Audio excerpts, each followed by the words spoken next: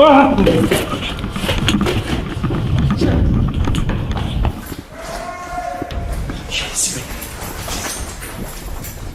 my God. There is a body down here. Oh my God.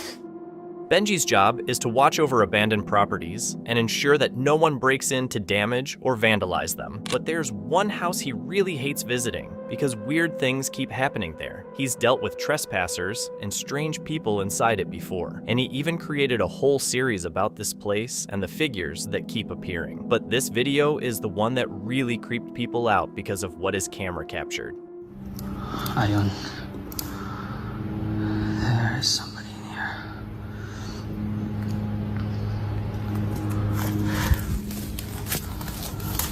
I know you're in there, man. Hello?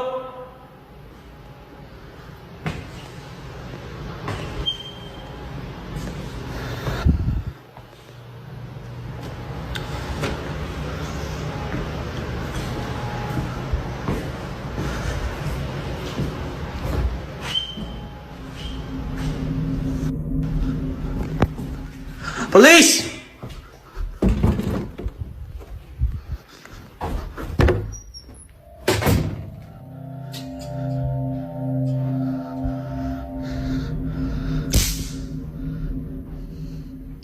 I know you're in there, man.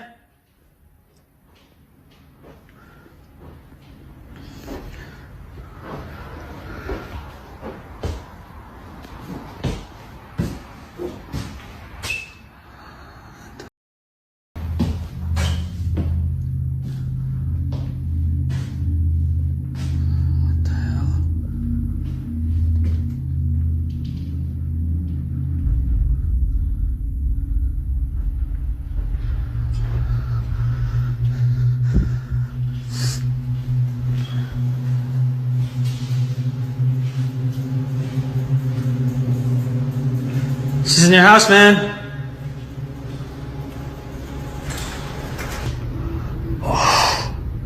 A door suddenly swung open on its own, which scared Benji because he immediately thought someone had gotten inside. But this time, it didn't seem to be an intruder, so he brushed it off as just a draft. Then things got even stranger when a trespasser came out of a room that looked empty. Later that night, Benji went back to the house and filmed what happened next. Hello?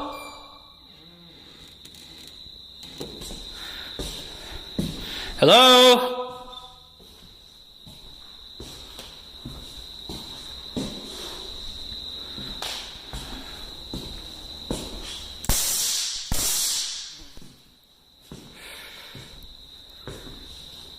Hello?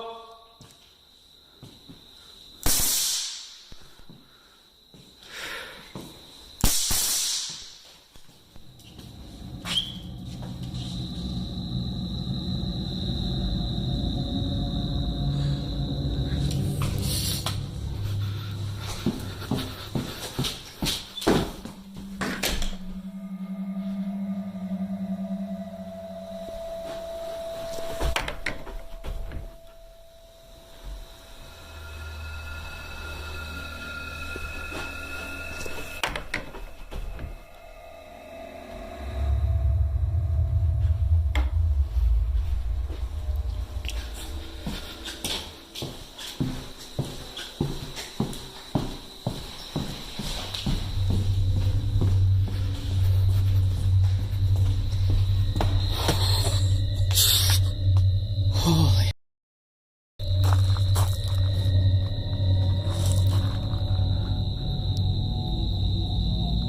When the clip is slowed down and zoomed in, a figure can briefly be seen standing in that same room. It was hard to notice at first, but after reviewing the footage, it became much clearer. Benji checked again, saw nothing there, and quickly left the house. No one knows if it was the same intruder from earlier or a different trespasser. On November 12th, 2022, Exploring with Josh Extra uploaded footage of a group exploring a huge abandoned hotel that had also been used as a nightclub. The building had several floors, empty rooms, old furniture, a bar area, and parts that looked untouched for years. As they searched the lower levels, they noticed a few objects had moved since their last visit, suggesting someone may have been there recently. They kept exploring, but the farther they went into the hotel, the more careful they became. Their voices got quieter, their movements slowed down, and the tension started building. Then, while walking through one of the upper floors, one person heard a noise, another heard it too, and the situation suddenly changed. For him squeaking. Mm-hmm. Dead serious? Dead serious. Let's go. Just kidding. Let's go that way. Let's be like, no. I think there really is someone there. Hello? Maybe. We're just fucking with each other now. I'm not. I heard it too. I've been here 5 minutes, so we're already like flipping. Okay. This is how the hallways look. You're pretty terrifying, bro. This is one of the short ones too. They lowered their voices and tried to figure out where the noise was coming from without making themselves too obvious. Then, something happened. Let's walk. Alright, so there's someone in here right now. Jeez. Let's go. You know how to get out, right? Yeah.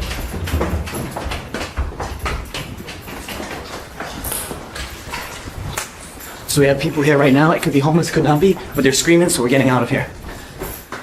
A loud, aggressive scream suddenly echoed from deeper inside the building, and that was enough for the group to leave right away. As they headed back, they were clearly panicked, moving faster, barely talking, and just trying to get out. Later, they pointed out that whoever was inside may have been just as scared, since hearing strangers walking around a dark, abandoned hotel would be pretty terrifying too.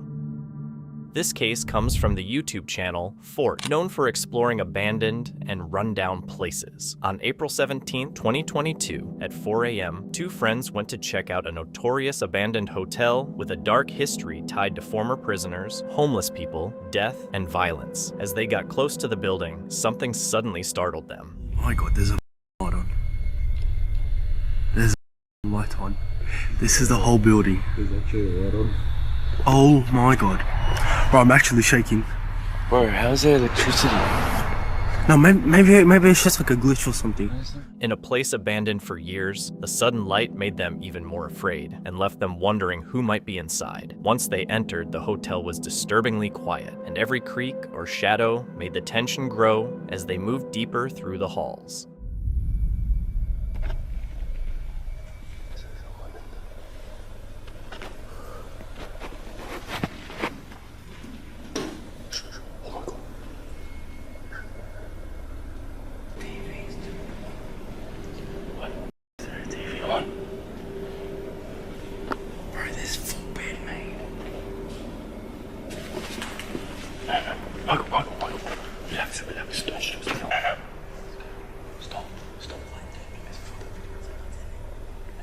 Their suspicions grew when they found a TV in one of the rooms with a red light still on, meaning the building still had power. That made it feel like someone might be there. They slowly walked toward the doorway and called out calmly, trying to avoid any problems. A few moments later, they were face to face with whatever was inside.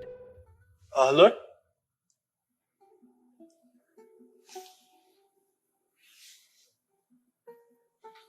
If there's anyone in there, let me know, because we're exploring the building and I don't want to interrupt you. So if you don't want me to open the door, just let me know.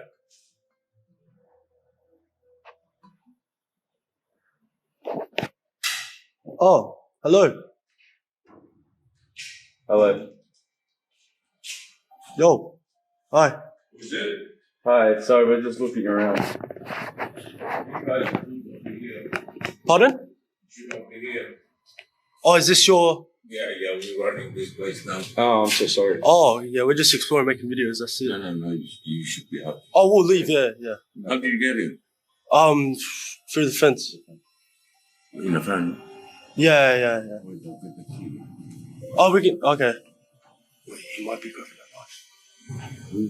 Shaken by the confrontation, they stopped recording when the man firmly told them to leave. His warning made the room feel tense and unsettling, but what he said next was disturbing enough for both explorers to realize they had to get out right away. Oh, I thought they were cops.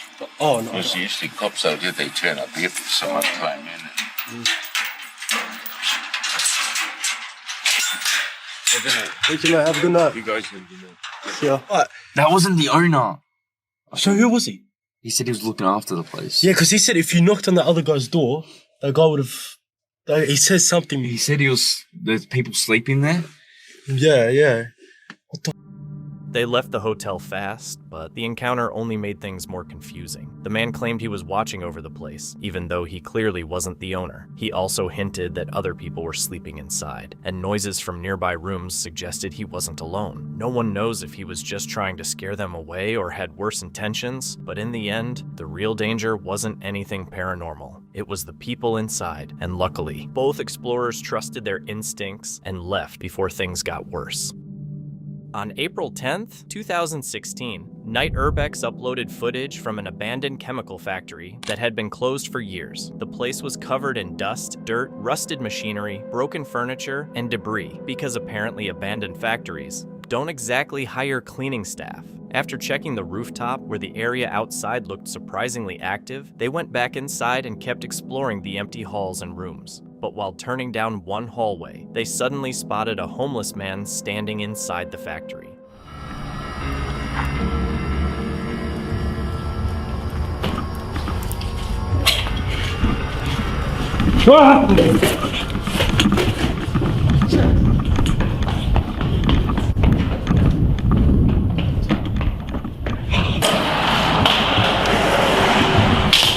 Realizing they weren't alone instantly changed the mood from curiosity to fear. The man was close enough to see clearly, which made the moment even more tense. Without waiting around, the creator and his companion turned back and ran for the exit, ending the exploration right there.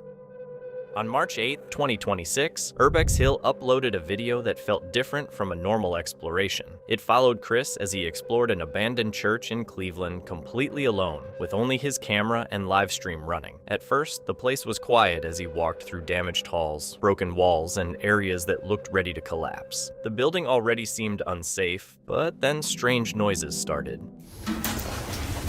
Whoa. Jesus. This is crazy.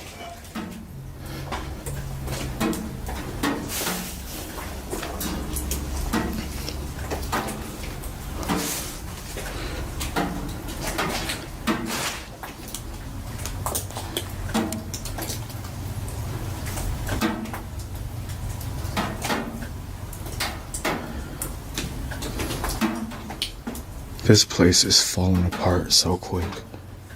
I saw this water damage.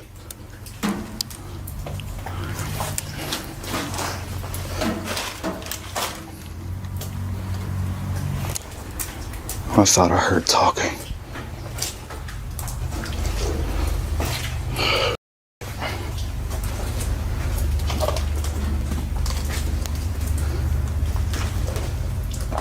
At first, the sounds were quiet enough to ignore, but they kept coming back. Chris started stopping more often to listen, and each noise seemed a little louder than the one before. Before long, the echoes were coming from different parts of the church, making it seem like someone or something was moving around nearby.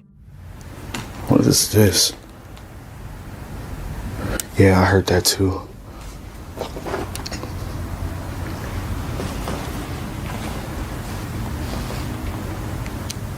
In memory of Norma. Thanks for the 15, I appreciate it.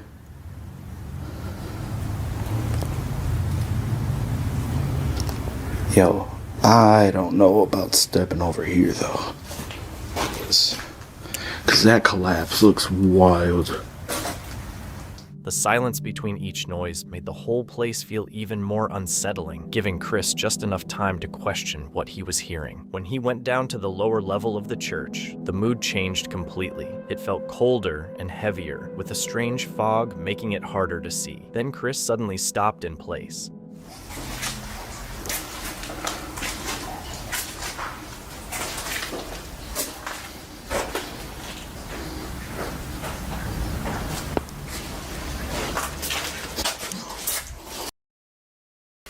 Yo. Oh my God. There is a body down here. Oh my God. Dude, please. Please tell me that's not a body. Oh my God. Oh my God, please.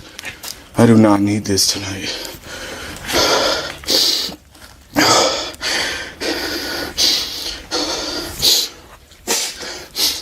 Oh my God, please.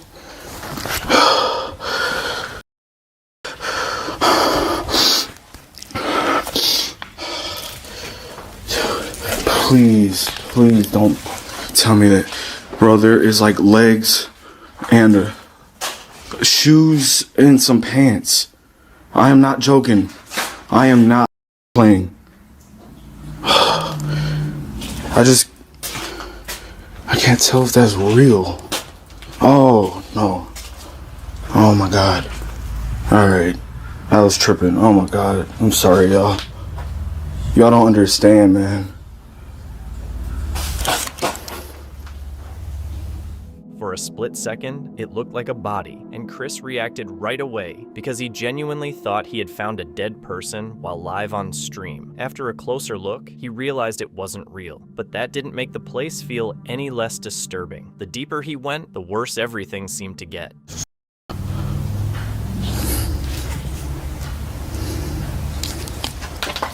Bro.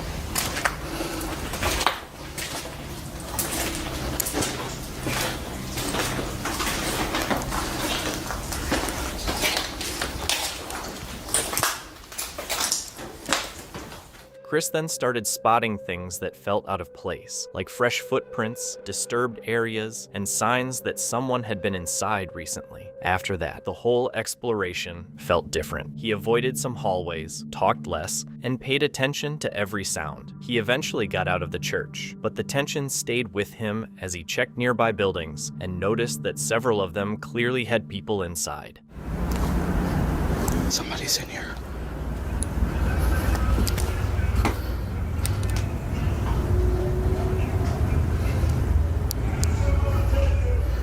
Brother on the floor. Look.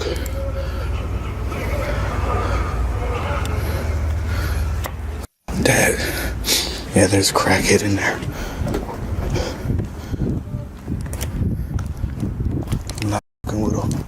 Then one of the creepiest moments happened when a car slowly pulled up nearby. Chris lowered his light, stopped moving, and stayed completely silent.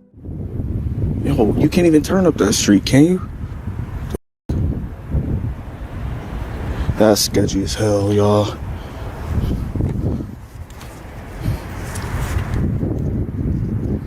That was sketchy.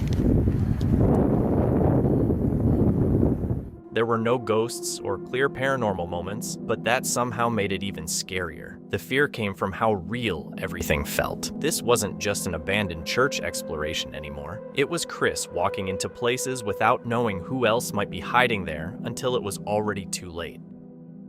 Tom runs the Urbex channel Exploring with Tom, where he films abandoned buildings and forgotten places. On August 16, 2018, he went to explore what he thought was an abandoned house, but later realized it had once been the Strawberry Tavern, an old restaurant. He knew entering could be risky if anyone was staying inside, but he still wanted to document it. After climbing onto the roof, he managed to get inside with his camera and began exploring. I thought this place was a house, but it's a restaurant, which is crazy. This is the inside of it.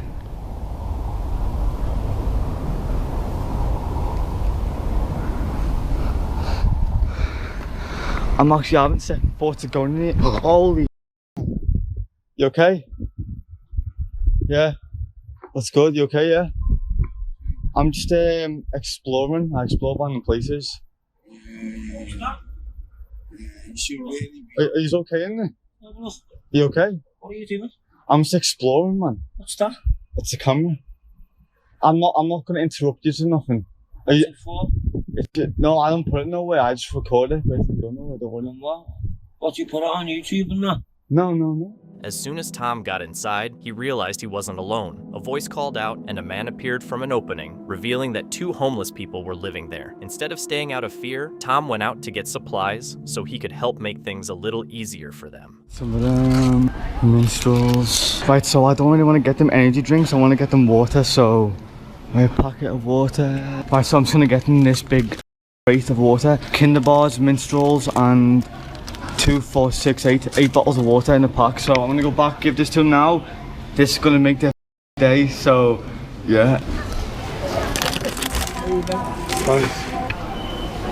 Right, so guys, I've got all this stuff for the homeless guys. Tom came back with supplies, but getting inside again became a problem. His hands were full, and police had shown up outside, so he had to figure out how to return without drawing attention. I'm gonna get back up here ASAP because I don't want the police to see me, 'cause I don't want to give attention.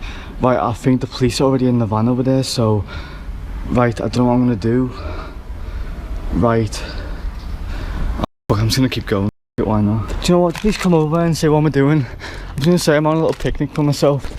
I've got all the stuff for them here. Back inside, Tom's conversation with the homeless man became more personal. The man was thankful, but still cautious, letting Tom enter while asking him not to record them. Oh, sorry, no. Don't listen. Trust me, it's fine. Don't worry about it. Yes. Do not worry. Listen, my mate's gonna climb out now, right? My mate's coming out now, right? Yeah, no problem. Don't take no shots of him. Not even of his lower half. Right, I'm in the house now. Let's go up this way. Wait, can we go downstairs? Wait, I'm gonna go downstairs first. And this place is sick. This place is amazing. Holy crap. Holy crap, man. This place is incredible. Despite the tense mood, Tom continued exploring the old restaurant and filmed areas like the bar, staff rooms, and broken toilets while respectfully keeping his distance from the people staying there. So this is where all the staff would have been one day, just serving all the food, serving all the drinks to all the customers.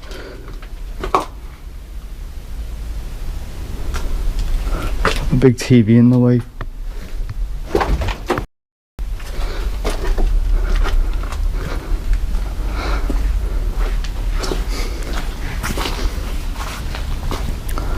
The roof is absolutely done. Like, look at the roof, guys. This is the roof.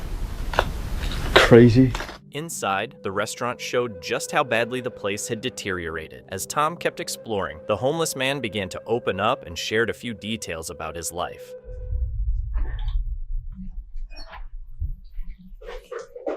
Yo, hello? Yo, you okay? You in? Yeah, man, I'm in. I'm all good, Yeah, I'm in. man. Sweet. It's a nice place in here, like, isn't it? It's a nice place. Yeah, well, it's good enough. It's, you know. Oh, my mate's been here for fucking months and months and months and months before me. Yeah. I've been here. I got made homeless because this was... Yeah. I was in prison for 3 months. Right? You only share 12 weeks of that, mate, yeah? Yeah, for nothing bad or nothing. I'm 46, mate. I'm not a young idiot. All I want is a chance to be able to get myself up and out of this one. The man shared that he had become homeless around Christmas and had recently been released from prison, trying to rebuild his life. Tom eventually left the restaurant after giving the supplies to the grateful men, though the police presence outside made his exit feel tense. As the guys look, the police are still outside. Here's my bike down there. So I'm just gonna go out ASAP. And yeah, so. The experience left Tom unsure if he would ever go back, but the Strawberry Tavern and the people living inside clearly stayed with him. In the end, the exploration showed that abandoned places don't just hold decay. Sometimes they hold real human stories too. Todd, Jeremiah, and Tommy are lifelong friends who turned their childhood interest in abandoned places into their YouTube channel, Decaying Ace. They explore forgotten buildings and decaying locations while sharing the history behind them. On June 19th, 2023, the group was exploring a steel treating plant and made their way deep into the basement to film its hidden, long-abandoned areas. Looks like someone might live in here. Looks like that was a wall or maybe a hammock. I'm not sure. Their exploration led them to an area with clear signs of recent activity. It looked like someone had been staying there, which made the team uneasy, especially after they heard an unexpected sound. I don't want to get too far away from everybody, but this is really neat.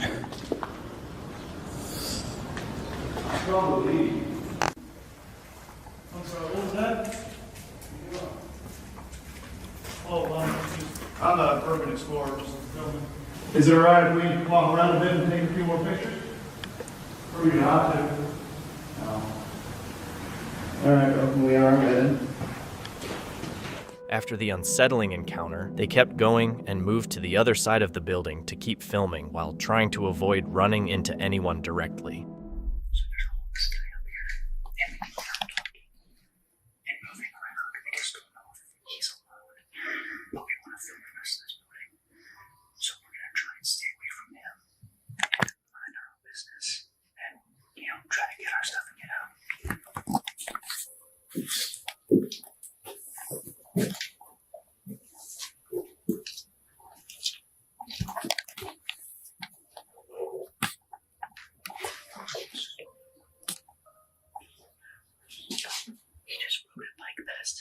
Past the door. Maybe he's leaving.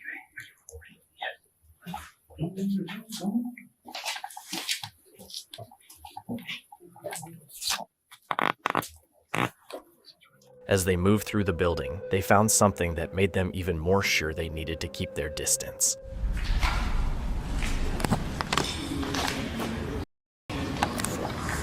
We're just hoping to take some videos. We're not looking to bother you, and we'll leave you alone. We don't want any trouble. We won't film any of our videos. We're just here to take some videos of this place here. Why? Because we do what's called urban exploring. So we pretty much show people abandoned buildings, and they think it's. Huh? Is it big? Yeah, it's a lot bigger than this one. Really? Goodyear? Did you say the Goodyear building? On the east end? On the east end, you said? Yeah. Again, we don't want to cause you no problems. We're not here to bother you. We just want to take some videos of this place. And we'll be gone before you know it. Right. We'll be quick. We won't even come over on your side if you don't want. Yep. During the exchange, the team calmly explained why they were there and tried to set boundaries. After dealing with the situation, they made an important decision. Supposed to go, he said. He said nothing up in here. I'm just working on going. This is a dead end, so I think we've about seen the. And let's try to avoid this area if we can. I mean, I think we've about seen this building. If you guys just want to go check out that big one. Well, do we want to get more footage of this place, or is it No, just I going mean, back up? this is just a dead end, and we can't go over there. You know, just out of respect for him and whoever else is here. It's true. If this is where they live, it'd be like going through somebody's house. Soon after, the team chose to check out a large building the homeless person had mentioned, but what they found there was much more unsettling than they expected.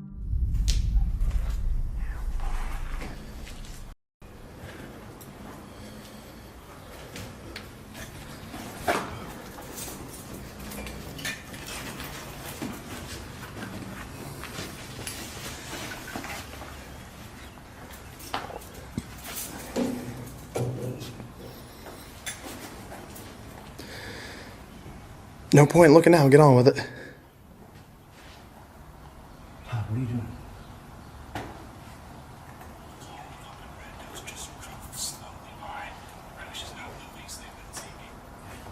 Bro, just get in. Just.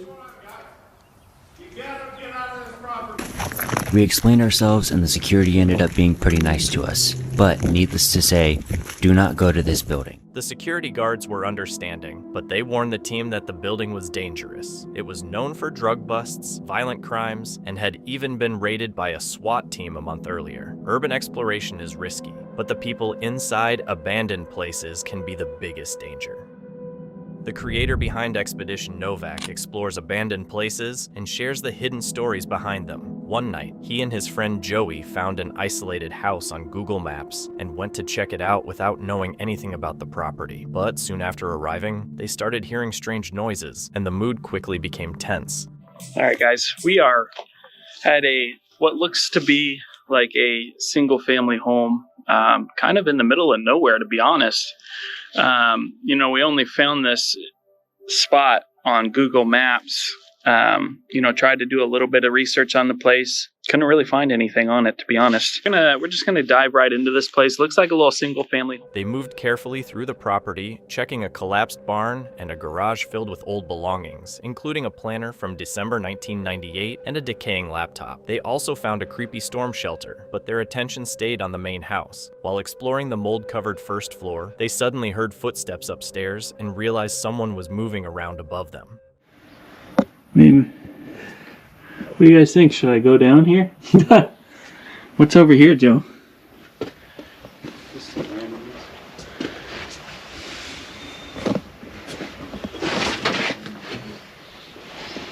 Yeah, some shelves and some chairs and...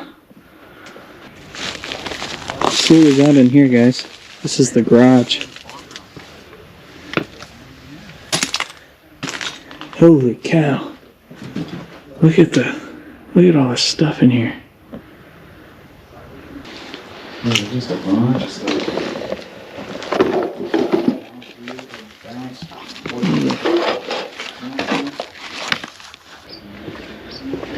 Let's go. This was unlocked. Oh yeah, it's mildewy in here. Look at the floor. You probably can't tell in the video, but the floor is just... This is a very... What was that? Did he do it? No, man, what is with those? Banging.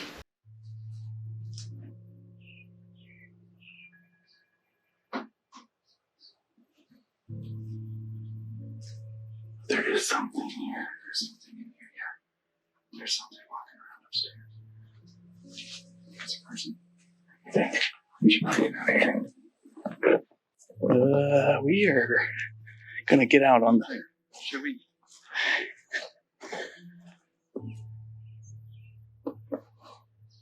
Let's just, man. What? Let's just do it. Should have said hello. I did say hello when we walked in. I didn't hear anything. You see any movement in the blinds or anything? Yeah, that one just moved. Let's go. For real? Yep. That window just moved. I don't know if I got it. Their unease turned into fear when they saw one of the window blinds move. It was a clear sign that someone else was inside, and they were not welcome there. Not. I don't know if I got it in the camera. Oh, is it open now? Yeah, it is. Okay, we're leaving. I even yelled hello, and did you hear me? Yeah. I'm like, hello? Nobody said anything. They ran from the property right away, knowing that confronting a possible squatter could turn dangerous fast. Finding forgotten history is one thing, but coming face to face with an unpredictable person is a completely different risk. Thankfully, they trusted their instincts and left before things could get worse. After that, they moved on to another old farmhouse, hoping for a safer explore. This place felt more like a time capsule, untouched by vandals and filled with old items like shag carpeting and plastic TV dinner trays. But after what had just happened, one question still lingered. How safe could any abandoned place really be when there's no way to know who might already be inside? On March 14th, 2026, Urbex Hill by Chris uploaded a video where he explored an abandoned school in Cleveland that had been closed since 2020. The place had already fallen apart badly, with sand piled on the floors, destroyed classrooms, scattered furniture, and a strange feeling from the moment he walked in. The deeper Chris went, the more it seemed like the school had been left behind, suddenly, instead of being properly shut down.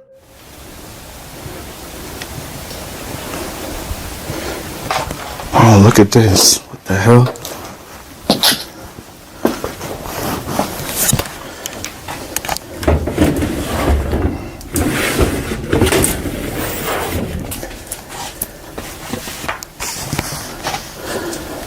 That's cool.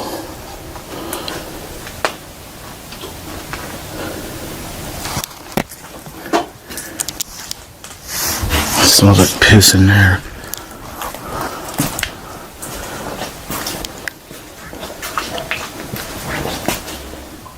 As Chris kept exploring the hallways, some rooms had a smell so strong it was hard to handle. In other areas, he found stains on the floor that looked disturbing enough to make him stop and wonder what he had just found.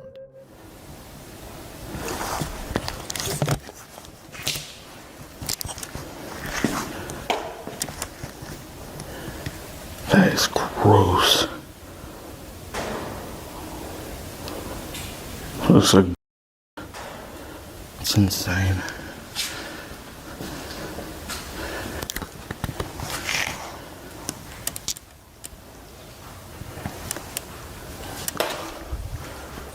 He kept moving through the school anyway, and that's when the whole mood slowly began to change. Can you guys hear me?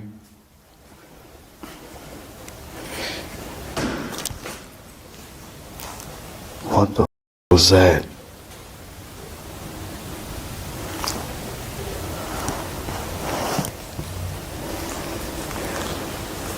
That was loud.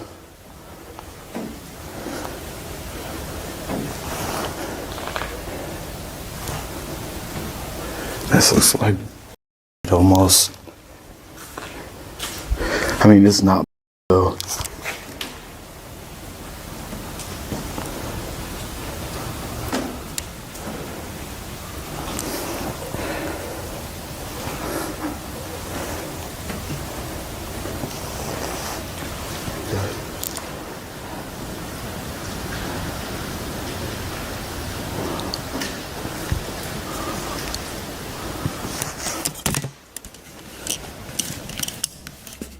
Not long after, Chris noticed what looked like fresh footprints on the ground, which made it seem like someone else may have been inside recently. Y'all, see what I was saying? That sounded like glass getting stepped on. But look, fresh, and I mean fresh ass footprints. What in the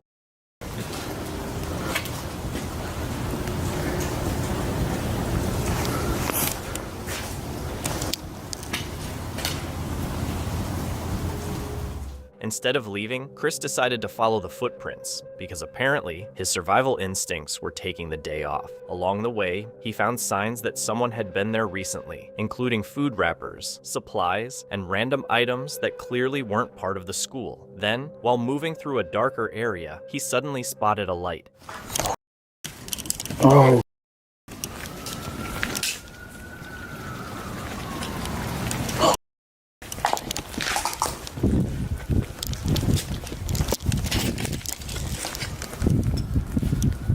It wasn't just a reflection, it was a clear light moving inside the building, and Chris quickly understood what that meant. Someone else was there. He stayed quiet and even looked for a place to hide, knowing that if the other person had seen his light too, things could get unpredictable fast, and it only got worse from there. This is like somebody trying to get in the building.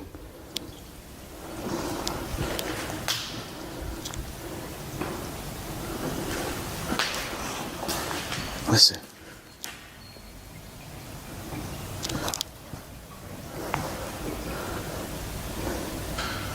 That's not a dog. I'm not sure what that noise is.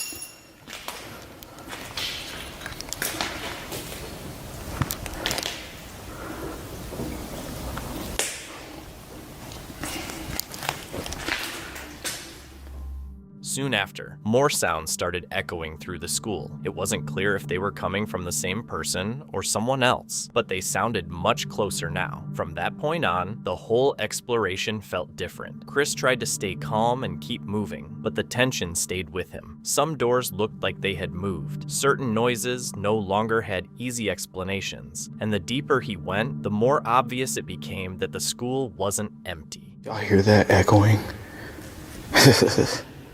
That's weird. Thanks for the $2.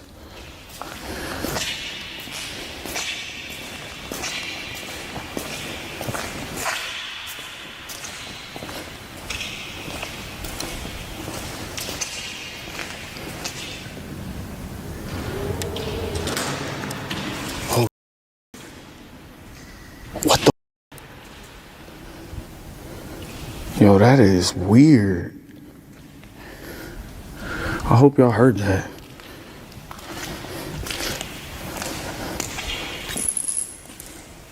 I'm assuming it's the wind, but still.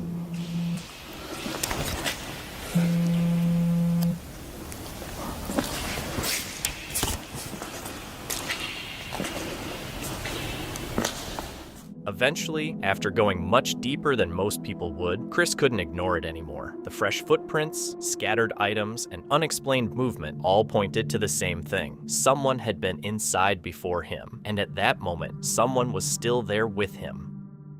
The video comes from Shaggy in the Shadows, a paranormal investigation channel known for long, real-time sessions in cemeteries and other supposedly haunted places. The channel often uses tools like SLS cameras, music box triggers, spirit boxes, and other communication methods while keeping reactions mostly unfiltered. On January 11th, 2026, the investigation took place in a cemetery in Wisconsin. So now that it's set off, it's been calibrated. Yeah.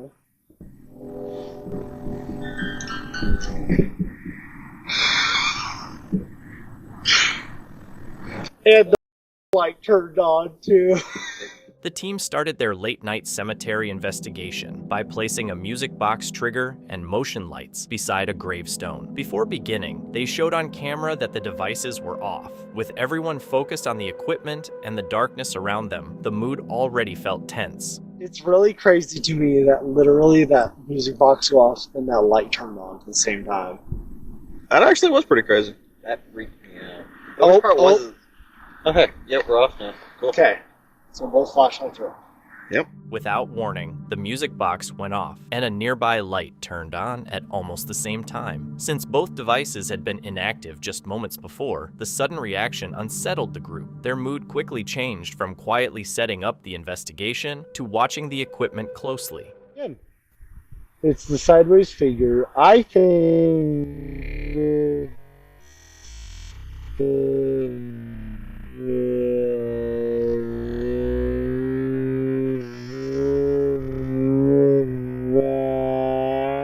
Using the SLS camera, the investigators picked up a sideways stick figure mapped over the gravestone. It seemed to move up and down, even though no one was visibly standing there. They also mentioned that a similar figure had appeared in the same spot during an earlier visit, making them focus even more on that grave marker. Talking. All right, there, bud. I can already hear them. They just said, Nice. They were answering for him. They're just like, God damn it, we don't want to do this. As the session went on, the investigators kept hearing references to red doors and a passage. Names like Michael and Bethany also came through, along with broken replies that sometimes sounded mocking. At one point, a distorted voice said, "I did it," which clearly worried the group. After that, the communication became more chaotic, making it harder to tell what the responses actually meant. "You just cut off on me. You just straight up just my thing." So everything is, yeah, that's... The equipment suddenly cut out, leaving a short silence. Around the same time, noises came from near the fence, and radio-like interference started disrupting the communication. Then the light switched on unexpectedly, making the whole situation feel even more tense and confusing. Jump on my foot. Following you? Did you hear that? Yep. Come here.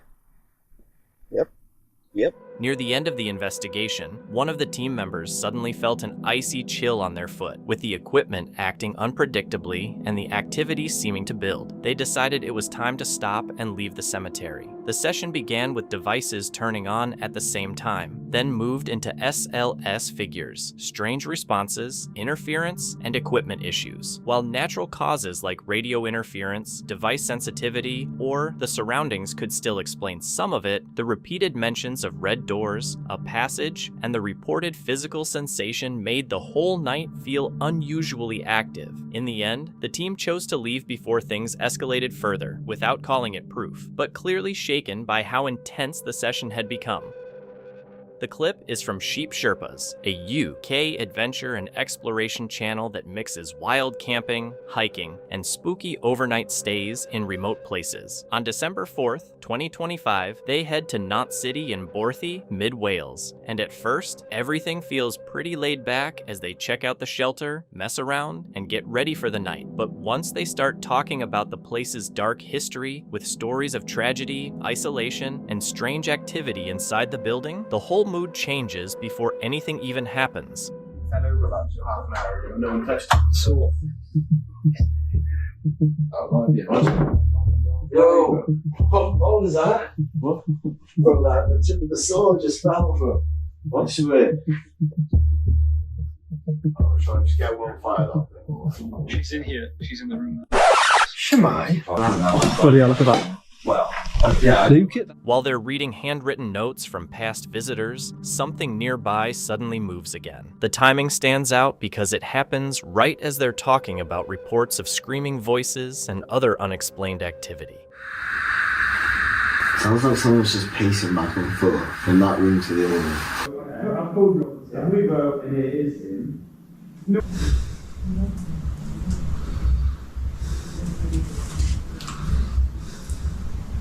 The tension gets worse when they hear heavy footsteps above them. The sounds move across the attic while the whole group is still downstairs, but they never actually see what's making the noise. Third upstairs. What's your And banging upstairs. Cannot believe that. Boys, on a scale of 1 to 10, how scary is that, boys? That's easy. That's a 9, bro. That's a 10. That's a 9. Bro, that wasn't set. That was like a jump. Bro, that was a thud, bro. They were like getting somewhere, no? My eyes are watering. After I saw that flash. Evan, you look traumatized. The biggest moment of the night happens when a huge bang hits from above, hard enough to shake the ceiling and send everyone into panic. At that point, it feels less like an investigation and more like a real fear reaction. Later, they hear faint music inside the building, which they describe as distant classical-style music and linked to older stories about Bolthorthy. It is quiet but clear enough to stand out in the silence. The whole clip builds through sound rather than anything visual. First the history, then movement, footsteps, and finally that heavy impact. By the end, the group is no longer trying to explain it in the moment and is mostly focused on getting through the night in a place that suddenly feels far from empty. This clip is from Uncharted Expeditions, a US urban exploration channel that focuses on abandoned or off-limits places, usually with real hazards, security risks, and police encounters, rather than paranormal stuff. On May 5th, 2024, the team explores an abandoned baseball stadium somewhere in the United States. They move quietly through the lower levels with their lights low, passing through corridors, dugouts, and stairwells while filming old machinery, freezers, a paper cutter, and stripped copper wiring. Some doors lead outside, parts of the building feel unsafe, and they have to think carefully about their route because getting closer to the field means they will be much easier to spot. The buzzing.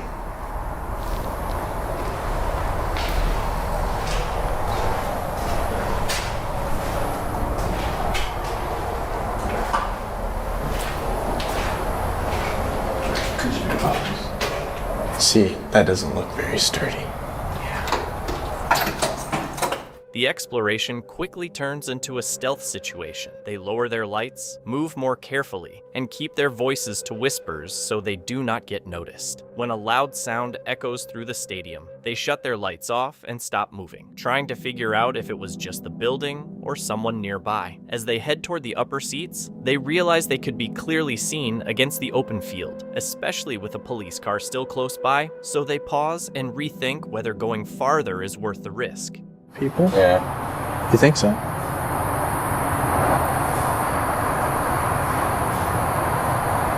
They're gonna get us caught.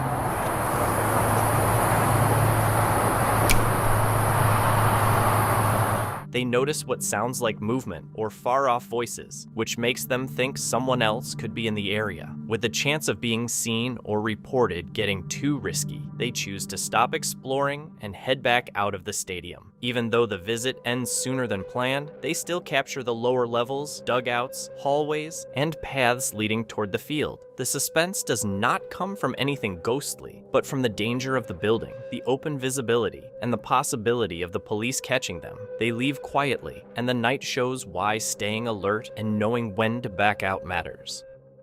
The video comes from Redneck Paranormalist, a US-based channel that investigates historic cemeteries, abandoned chapels, and supposedly haunted places. Their videos mix location history with real-time reactions while keeping the tone respectful. On January 6, 2026, they visited Zion Chapel of Ease in Hilton Head Island, South Carolina, a Revolutionary War-era chapel and graveyard. Even before setting up their equipment, the investigators said they felt uneasy, with the dark grounds, thick trees, and poor visibility making the place feel tense. You described it was very... Yeah.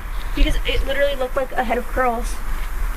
Very gorgeous curls, what he says that. Did I just see you over there, or is that another spirit that is in this graveyard?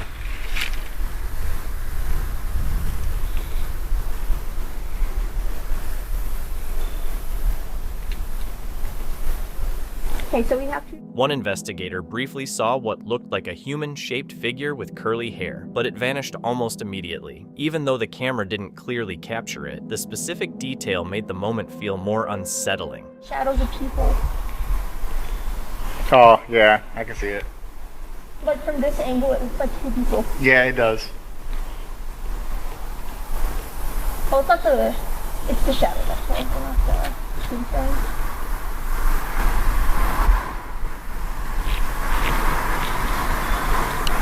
The EMF reader is going out. EMF is going out? No, like it's going out, like it's dying. Oh. Weird. Okay. Both investigators said they felt like they were being watched. They also noticed what seemed like movement behind the trees, almost like something was peeking out and then pulling back. Since it kept happening, the moment felt less like a one-time scare and more like something might have been lingering nearby. Yeah. On that tree? Yeah. What? You see it, right? Yeah.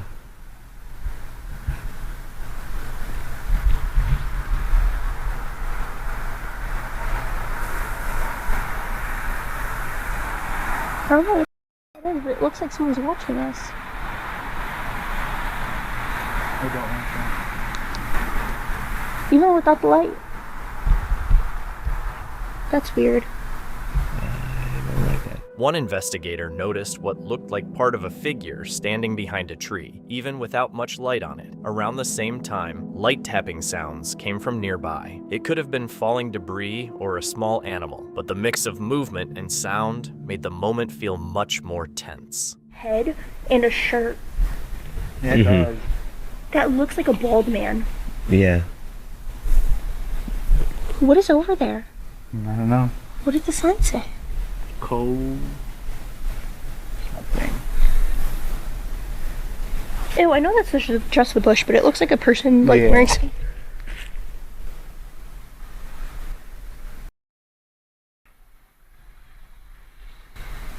You guys heard a voice too, I heard right? a voice. A man's voice. Yeah.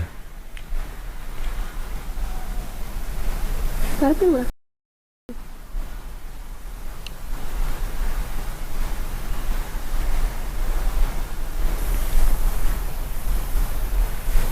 It looks like sound like a Halloween prop.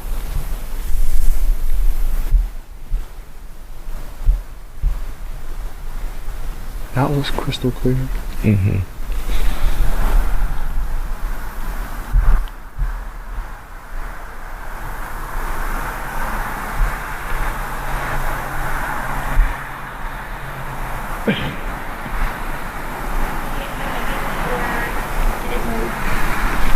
I don't see it. I see it. While filming a shape that looked like a head and shoulders, the camera struggled to focus. A moment later, a dark figure appeared to move quickly toward them, making the investigators panic and retreat to their vehicle instead of continuing. The Zion Chapel of Ease investigation became unsettling through a series of smaller moments, including shadowy shapes, the feeling of being watched, brief sightings, camera issues, and tapping sounds. While things like lighting, animals, or equipment problems could explain parts of it, the overall experience left them feeling like something was nearby. In the end, they left because their instincts told them not to stay. The clip is from Morris's Paranormal Adventures UK, a small paranormal channel where they explore old abandoned places and try to capture strange activity with things like EVP sessions, K2 meters, and live reactions. This investigation was filmed on January 9th, 2023, at 5 Enduro Cottage in the UK. You get like a static all over your body. That's what I feel, like a static all over my face. Do you know what she's like? You know that woman in black? I think it was a woman who used to have this before the man bought it, you see. Yeah, there's definitely Yeah. Well, look at this, I love this. I love this. Soon after they step inside the cottage, the mood starts to feel off. As they go deeper in, the place feels more tense and uncomfortable. Morris says his skin has a strange static feeling, and even his beard feels like it has some kind of charge. That is when the video shifts from just showing the location to the team reacting to what they are feeling inside. Oh no, it's clear as anything. Huh? Yeah, she was in that doorway, she's gone round. It's focusing on it's alright. She seems to be. You can smell the strong smell of burn. Someone's had a fire recently. Yeah, it's really strong. You can see where it's burnt down there. There's some cans and a bit of a fire in the corner. It's all fresh and blackened. Someone's evidently had a little love nest. Upstairs and knackered. I don't think upstairs it's going to be. You can get upstairs in the other rooms, but you obviously have to be really careful. Yeah, I think we'll probably stay now. Can I go through there? Well, that looks like well, that's where it was a lot bigger. Yeah, it's like it's been burnt down over the years. I don't know what it is. Them blinds there get me. I like the pictures of them. They're Egyptian, aren't they? It's like they're an archer. Oh no, it's Roman because that's somebody in a chariot. The staircase marks another shift in the video. Once they head upstairs, both investigators start feeling pressure in their chest and say it gets harder to breathe normally. Nothing obvious is seen, but the way they act changes, and the upstairs area starts to feel much more tense than the lower floor. It looked taller, like it went straight past. But when I was out there and I filmed up at that doorway, and there was just a black mass as tall as the door frame. Yeah. And that's all I saw was just a black mass. It's a big guy then. Oh yeah. Well, he's bigger than the door frame, so he's over 6'2". The standard door frame's 6'2" normally, although it is a cottage, I suppose. Might be slightly smaller. This cottage is quite big, you know. When you walk out of here and go around, you can obviously see what's been burnt down, but inside, the wall's still outside. And then you go to the back and there's like an old stone garage. It's kind of the same stones that's outside, you know, on the wall. Yeah. We'll have to go and have a look after. Yeah, it's very interesting. It's like people have been putting stuff in it. I can't get that to load at all. Not working? No. Hopefully I've got it on. We'll have to go with towers. ITC region Paradise loaded. Scanning. So we're just going to use a couple of apps now, just to try and bring something on this way they can communicate with words. The last big moment happens in one room where the K2 meter keeps reacting while they ask questions. As it spikes, Morris says he feels weak and unsteady, but they keep going with the session. From there, the video becomes less about exploring and more about trying to communicate, with the team taking the meter activity as possible responses from the place. This part relies more on atmosphere than visuals. They enter, start feeling uncomfortable, notice odd impressions, and then the equipment reactions build. Nothing is clearly proven on camera because apparently ghosts still refuse to sign release forms. But the tension works because the investigators seem more affected the deeper they go. By the end, the cottage feels less like an empty abandoned building and more like somewhere they believe is actively reacting to them. This clip comes from Henry Off Limits, a US urban exploration channel where he films abandoned and remote places through first-person walkthroughs, live reactions, and bits of site history. On May 12th, 2023, Henry heads to Camp Lewis Ruth, an old juvenile probation center in a remote mountain area of the United States. As it gets dark, he reaches the site and notices other cars parked nearby, which makes him more careful because the place is isolated and there are not many easy ways out. The size of the abandoned complex becomes clear as he sees several large buildings spread across the mountainside. Inside the offices, papers, files, and debris are scattered everywhere, making it look like the place was left in a rush or badly neglected, with the mountains quiet around him and the buildings empty. The mood gets tense as he turns on his flashlight and gets ready to explore in the dark. And during the day. That was really dumb of me. Really dumb. I should have come in the day. The hell am I doing here at night? I told you guys that I wasn't gonna do any exploring at night, and look at me now. Oh, crap.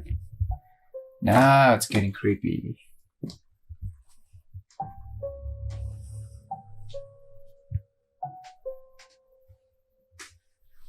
Look, this is what it's a little scary when they come out to these places. Deeper into the camp, Henry reaches the buildings damaged by the 2017 fire. The burned walls, collapsed areas, and dark interiors make that part of the site feel much more grim. He also spots other people sitting in a nearby car and realizes they do not seem dangerous, but their presence still adds tension because the place is dark, isolated, and falling apart. As he keeps moving through the complex, he points out weak ceilings and damaged roof sections, making it clear that collapse is a real risk. In another building, he finds a Santa Muerte figure surrounded by debris and graffiti, which creates one of the more unsettling moments because it stands out so strongly inside the ruined space.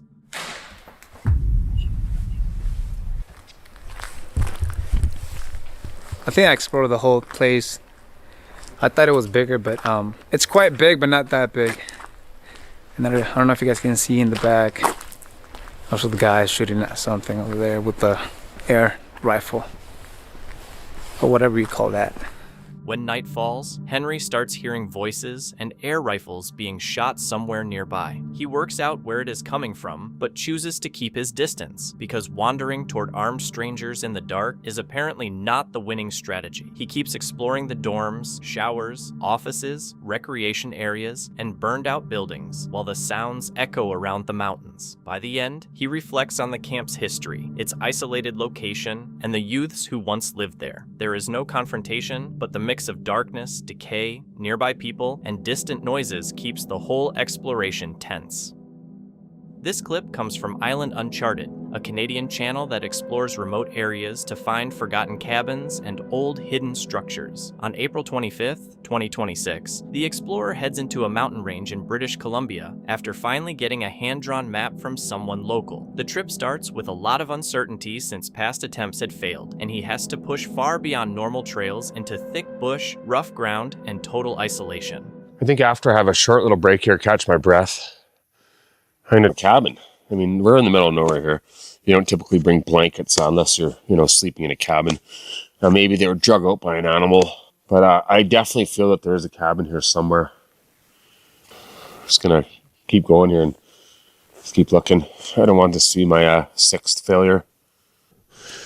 The mood changes when he starts finding signs that people had been there, way deeper in the wilderness than expected. Old blankets, broken plastic, and scattered trash make it seem like someone stayed in the area long after the trapping routes were no longer being used. That turns the search from just looking for an old cabin into something that feels a lot more uneasy. Garbage. And I've located the trapper's cabin on this mysterious lake. Oh, yes, finally. Oh, man. It was kind of hidden down in a low here, out of sight. I looked up and there it was. It's very well camouflaged. I found it. Oh, man. Yes. Yes. Hell yeah. Anybody home? Is there anybody there?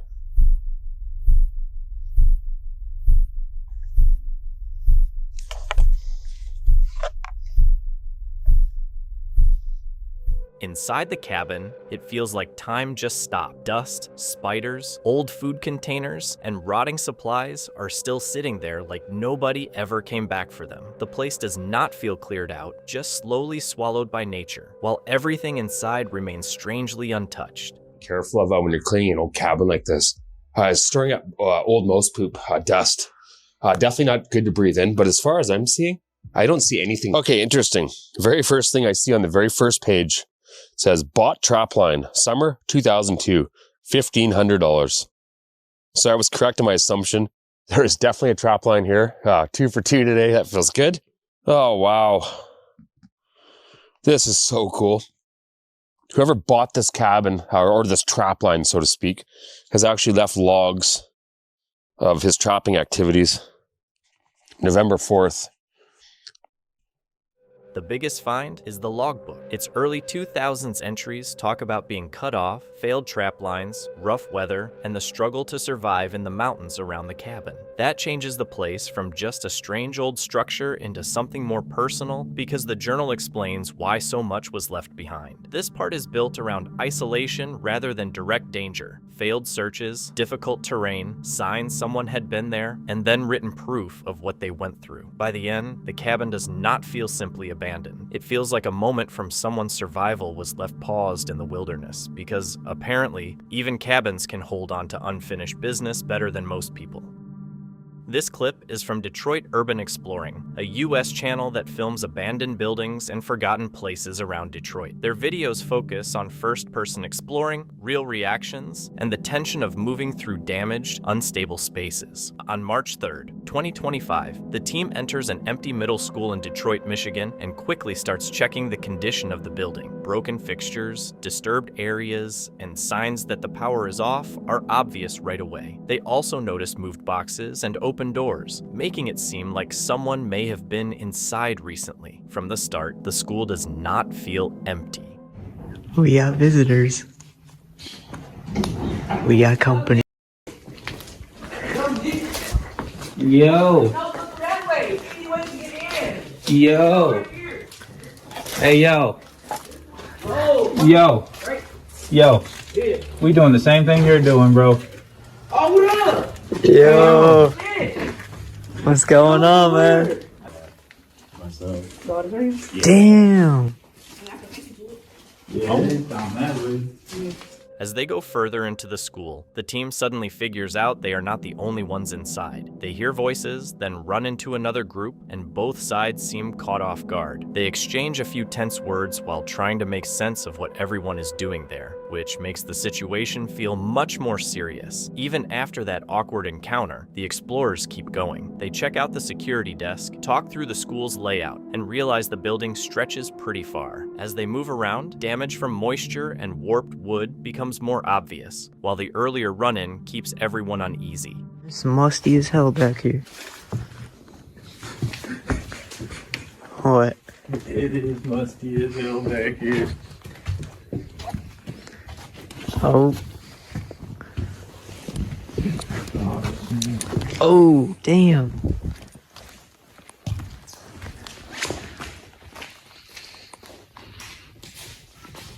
Damn, you took out like a road, it was like not home.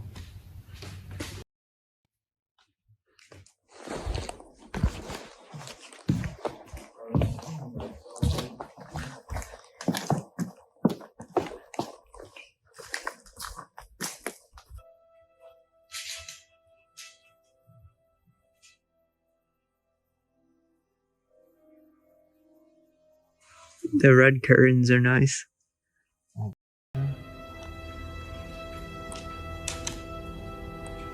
Oh, bro, that kind of actually came out kind of crispy. Oh, hell yeah.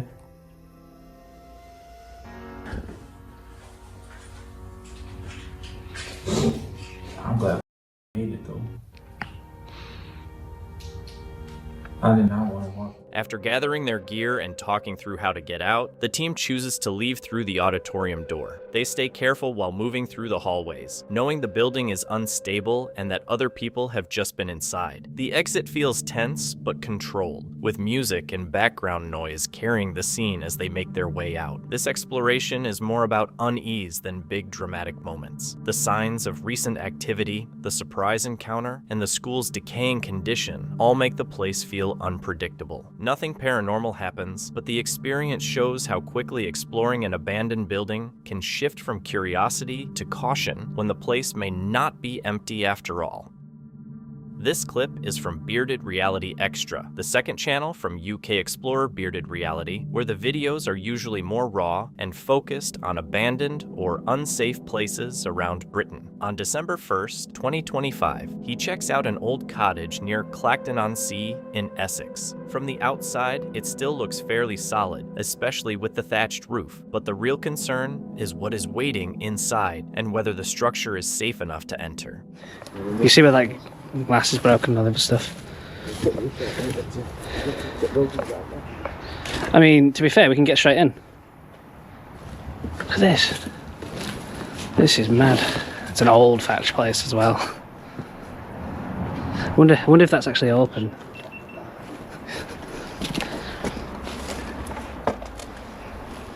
They make their way through thick overgrowth and scattered debris before getting inside the cottage. Once in, they find furniture and personal items still left around, which changes the feel of the place right away. It does not seem like a house that was properly emptied. It feels like someone's life there just suddenly stopped. Perfectly safe. Unsafe structure, my bottom. Ooh. I need to squeeze past this little bit here.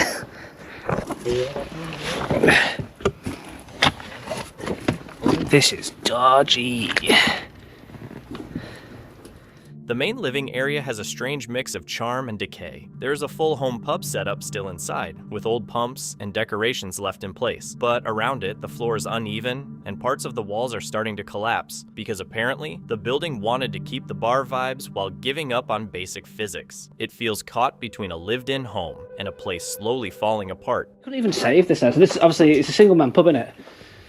So every guy that had been living in here, it's all come down, all this side would have been knocked over and gone. This is what's So it's all holding this up, yeah, this is gone.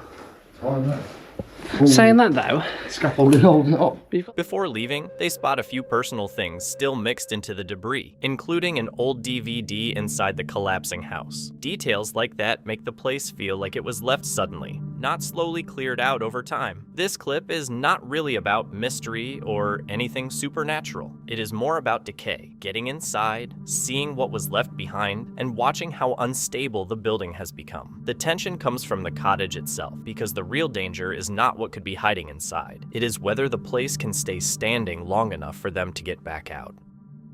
This clip is from Urbanormal, a US channel that mixes urban exploration with paranormal investigations in abandoned places like military bases and hospitals. On July 27, 2025, the team enters an abandoned medical hospital at Chanute Air Force Base in Rantoul, Illinois. They start setting up EMF meters, spirit boxes, and night vision cameras as the building sits quietly at first. But the mood quickly turns heavy when loud bangs and footsteps echo through the halls, making it feel like something might be nearby before they can tell what is actually happening. Hello?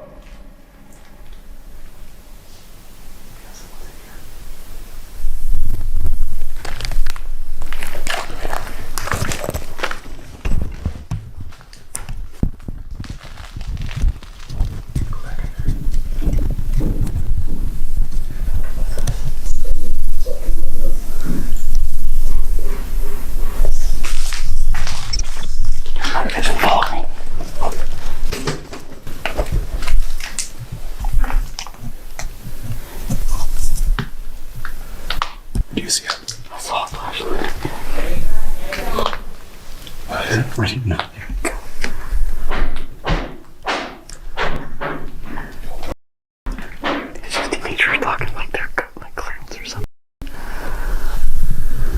The team suddenly runs into a group of teenagers walking through the dark halls with flashlights. Their appearance catches everyone off guard and causes a brief panic, forcing the investigators to pause, gather themselves, and decide whether it is still safe to keep going.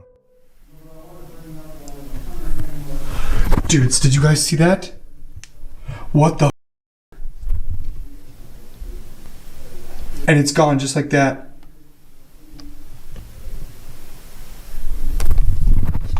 Did you guys see that? Okay.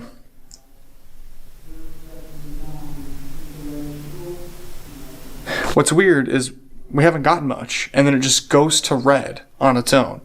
And I know I'm not using my phone. I know James isn't using his phone because he's doing his own investigation on record. But it's weird that it just goes up to respond. So let's see. In the basement, their flashlights suddenly stop working, and one of them turns back on by itself. They also feel cold drafts moving through closed-off hallways, which makes the place feel even more unsettling. Then they hear running water coming from bathrooms that are supposed to be dry and disconnected, adding another creepy layer to the already heavy atmosphere. Like an actual scream? Like an actual scream, dude. But it was not very loud. Like a disembodied type scream. Like not like near us. Right down here, man. But not like in the building. Like outside? Well, it was distant like it was outside, but it was near me. Okay. Could it have been a coyote? I mean, there's no coyotes in the area. I'm just saying, it was a high-pitched scream. Okay. Distant screams and loud bangs start echoing through the building, and the sounds seem to be getting closer. With the equipment acting up, cold drafts moving through sealed areas, and strange noises building around them, the tension hits its highest point. To save the place where you were healed? Oh. Did you hear that? Yeah. There's like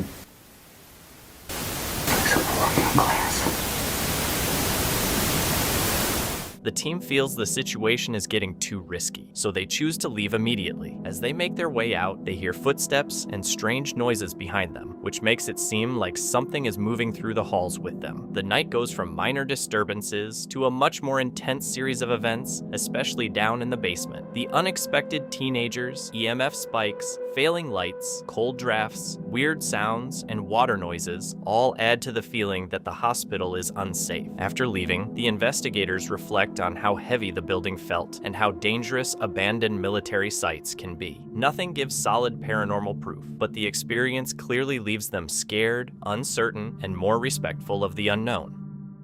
This video comes from T Will Explore, a UK-based urban exploration channel that visits abandoned hospitals, factories, schools, and other historic locations. The channel keeps its explorations mostly straightforward, letting the decayed buildings and eerie atmosphere create the tension naturally. This one was filmed on February 9th, 2026, in Pennsylvania, United States. just shut by itself. You guys saw that?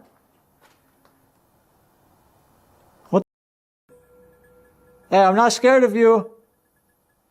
After entering the abandoned hospital, the explorer carefully moved through long hallways filled with peeling paint, graffiti, and broken door frames. Almost right away, a door slammed shut behind him, echoing through the empty corridor and catching him off guard. It could have been caused by a draft or pressure change, but the sudden noise instantly made the exploration feel much more tense. I don't know which way I came. Was it this way or this way? The door with the E on it.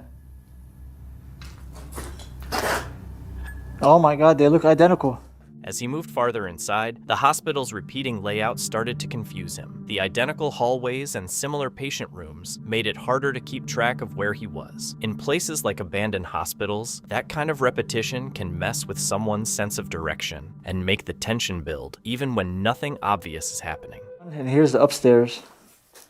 Look at upstairs what it looks like. Crazy, right? Oh, but yeah, again, back to my point. Which way am I going? Oh, this way. The mood shifts from creepy atmosphere to real danger, showing how quickly explorers can get trapped or hurt inside buildings that are falling apart. God, the floor goes down right here. I'm on the 3rd floor right now, by the way, guys. Just so you know. If you haven't been keeping up, I am on the 3rd floor. And this is a kitchen of some sort. I don't know if it was for the patients, for the staff. A major part of the treatment here in this hospital is fresh air. Literally, fresh air was part of their treatment. The tension comes from the real danger of gravity and decay, not anything paranormal. Anybody up here? Oh, let's just go, man. Let's get the hell out of here. We're gonna go all the way down. So that's where we were a second ago. We were just in here.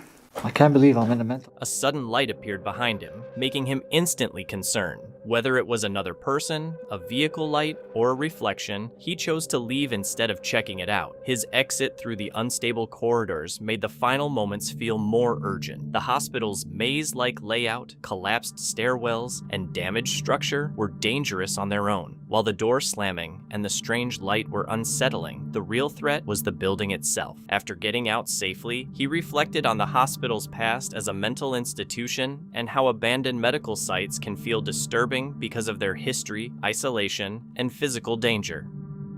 This clip comes from Mr. Mountain Beast, an adventure and history channel built around long hikes into remote places linked to old ruins, mining camps, and strange forgotten stories. On December 14th, 2025, he heads into a frozen mountain canyon near the Colorado-Wyoming border. The trip starts with a legend instead of an obvious destination, the story of the Shadow Walker, a supposed German operative tied to secret activity in the Rockies during the early 1900s. After spotting what might be a structure on satellite images, he hikes deep into isolated mountain terrain in freezing conditions because apparently normal hobbies were unavailable. It has an extreme population of grizzly bears and cougars, so... Wow. Big old tree just fell on the top of it.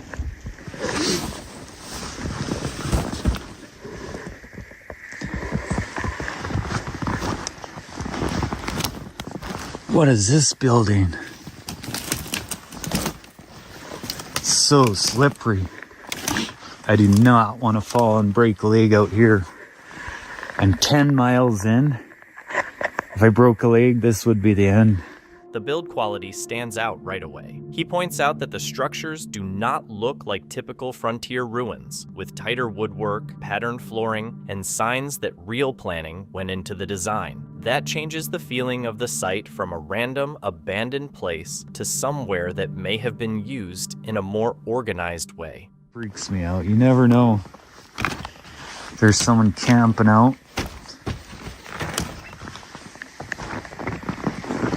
Hello?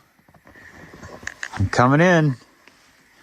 There's no footprints, so I think it's safe. Whoa. You guys. Look at the old flooring. Crazy design. Heck yeah, let's go in. Coming in, guys. I'm coming in. This thing's so hard to cock. I'm coming in, guys. Holy crap. There's a secret space in the attic. Under the floorboards, he finds a hidden crawl space, which makes the whole scene feel more cramped and risky. As he climbs down into the dark, unstable space, he looks for anything that could connect back to the legend. Inside, he comes across bones, debris, and old objects, and for a moment, there is concern that some of the remains could be human. And it's definitely burned. Look at that. I see even the maker's mark right on top there. Holy crap. Looks like a sniper. Can anyone tell me any info on this thing? The main find is a damaged rifle hidden under the cabin. It is burnt, bent out of shape, and partly destroyed, which makes it feel more important than just random junk. Its condition seems to match the idea that someone may have tried to destroy evidence before leaving the place behind. Go. And what is it doing in the attic? Whew. I do not want to go up there now.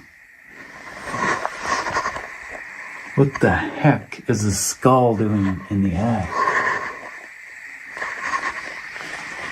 Farther up the canyon, he finds another cabin almost hidden by the land and surrounding timber. That makes the site feel much bigger than it first seemed. More artifacts, old camp gear, and signs of long-term use suggest people were active much deeper in the wilderness than expected. This clip builds through discovery rather than paranormal activity. First the legend, then the hard terrain, then the structures, and finally the physical evidence. By the end, it no longer feels like he is chasing a rumor. It feels like he has found proof that something was really operating out there in the canyon.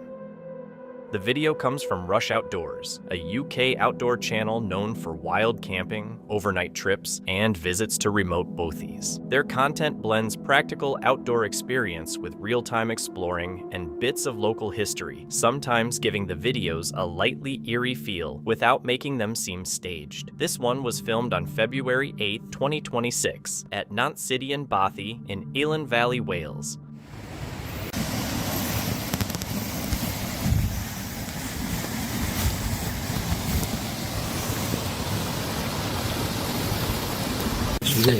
So we got a couple of visitors that are gonna look like they stay here with us tonight, which is fine. Need to do something about that puddle and this mud in front of the door. It's awful. Could do with a bit of a work party, I reckon.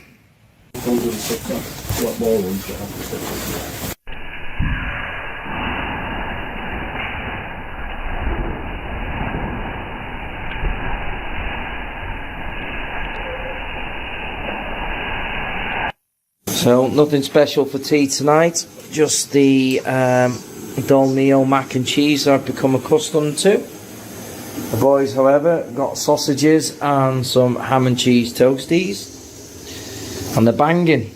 Really nice. These bangers are banging.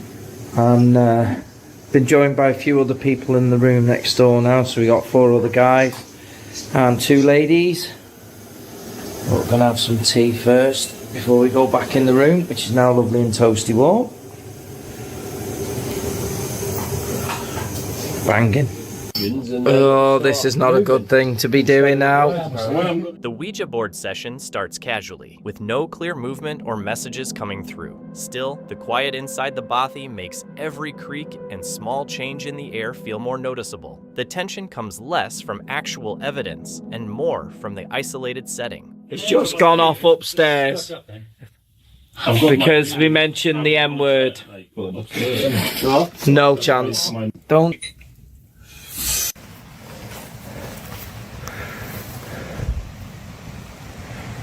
So it's been a good night by all in the bothy. There's still people in there chilling. I'm packing away.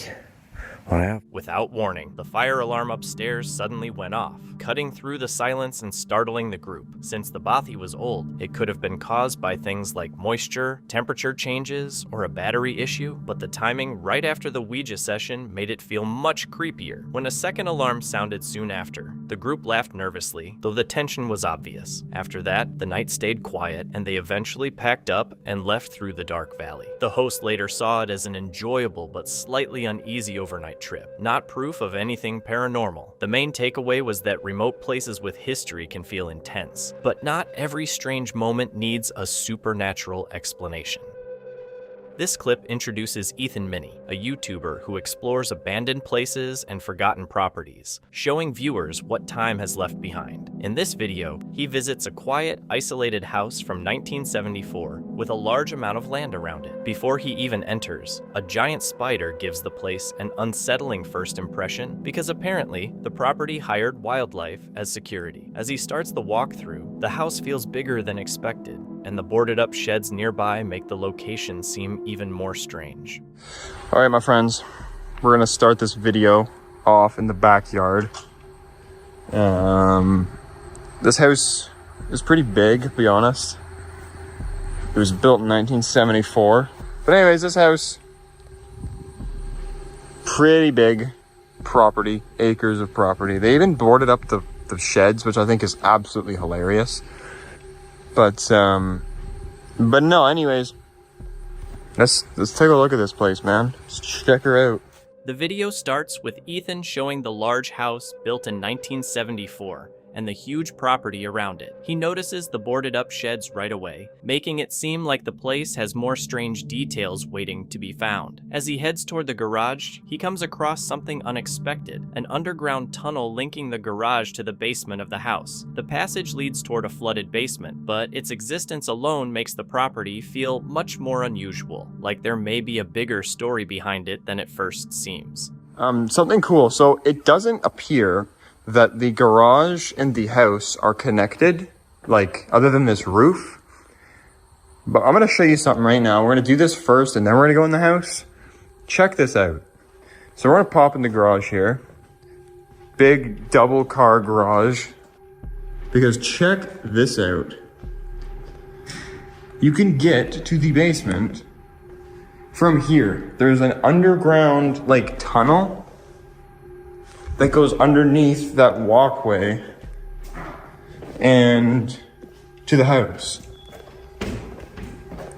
So check this out, look at this. Goes right to the house. Ethan finds a strange underground tunnel running from the garage straight to the house's basement, though the basement itself is completely flooded and unfinished. Once inside the main house, he checks out the old 70s style bathroom and laundry room, both still surprisingly well preserved. Everything seems calm at first, but then a sudden sound from the flooded basement scares him and changes the mood fast. Even though the house is empty, it starts to feel like he might not be the only thing moving around inside. Gonna pop a light on here. My light gonna turn on for me? Here we go. Let's go this way first. So you have a bathroom with some cool 70s tiling. And what is that? Thermometer. What's back here? Oh, shower. Nice laundry room. These old cabinets are beautiful. Washer and dryer. Hooks for coats and jackets and whatnot. So I'll show you the basement really quick, just to show you that it is, like, flooded, actually. Flooded. It looks unfinished anyways, so I don't really think we're missing anything. You don't even see it. Oh. Scared the heck out of me, not gonna lie. But yeah, there's an A&P bag. We haven't had that here in... After checking out the preserved 70s style bathroom and laundry room, Ethan heads into the flooded basement where a sudden, unexplained noise makes him jump. As he keeps exploring, the house shows more strange details, including a window that seems to have been broken from the inside, possibly by a nail used when the place was boarded up. That detail makes the abandonment feel messy and careless, maybe even rushed. The old brick fireplace and unusual covered blocks on the porch add to the odd personality of the house, making it feel both strangely charming and a little mysterious. Oh my god, it is. When they nailed the windows, or the plywood on the windows, the nail went right through it. That's what happened here. Like, look at that. Oh god, no, I'm not gonna touch that. Brick fireplace. This tile's cool too. The brown tile, very retro. There's a TV.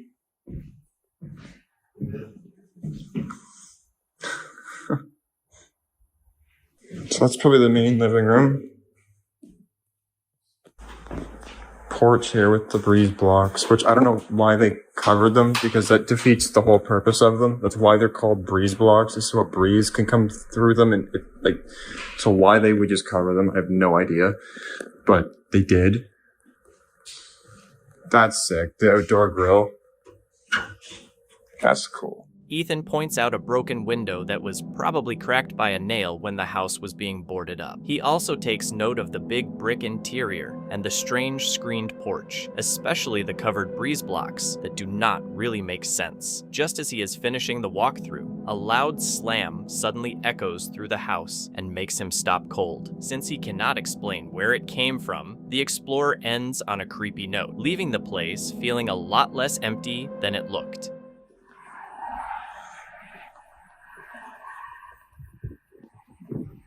You see the breeze blocks?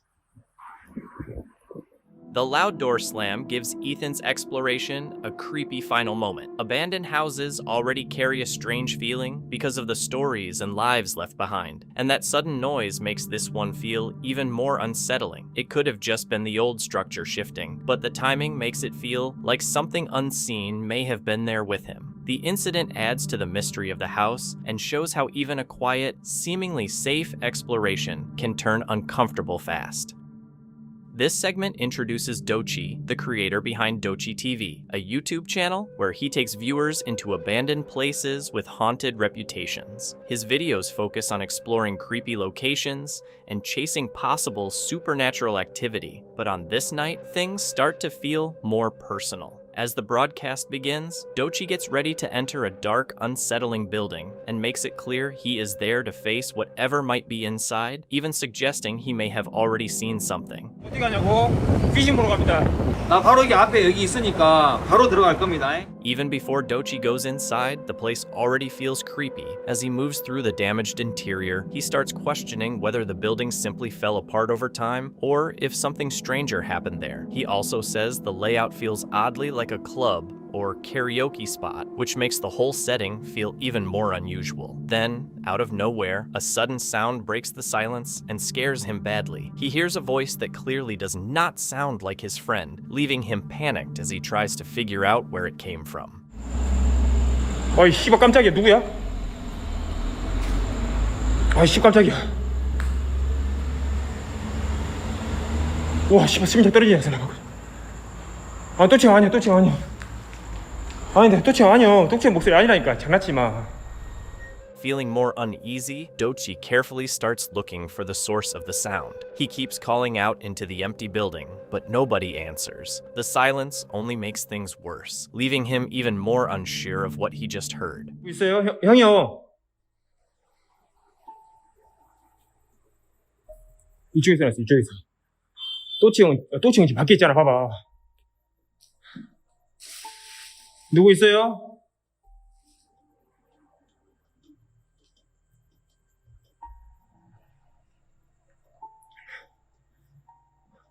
누구세요? Who are you?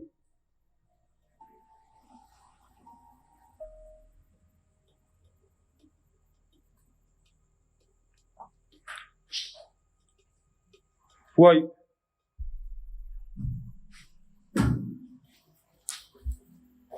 누구세요? Who are you? As the stream goes on, Dochi starts believing there really is something there, even if he cannot see it. One area in particular feels strange to him, like there is a presence nearby. He also notices an odd smell, which makes the whole place feel even more unsettling. 아, 분명히 뭐 있어.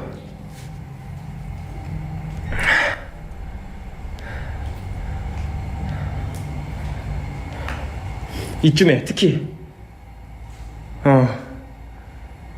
이쯤인 것 같아요 여러분들. 진짜 이쯤에서 이게 뭐라고 설명이 드려야 되냐면은 What happens next is mostly shown through Dochi's reaction. He starts gasping and shouting like he has either seen or felt something happen right in front of him. Whatever he believes is there seems to become more intense, leaving him visibly shaken as the moment unfolds.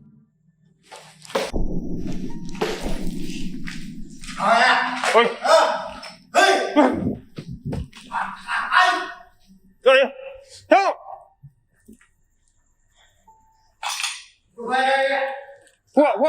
Who are you? Hey! What? Oh. Good boy, good boy.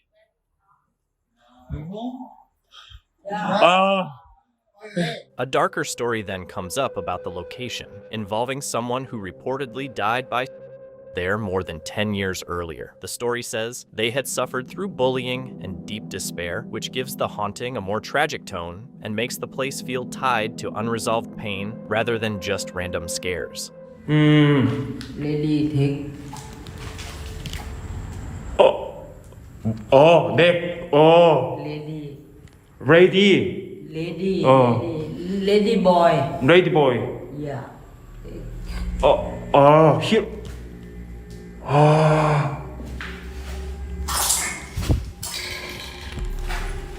Wow.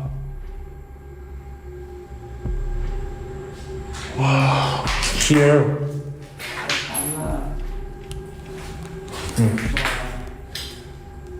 What time him come?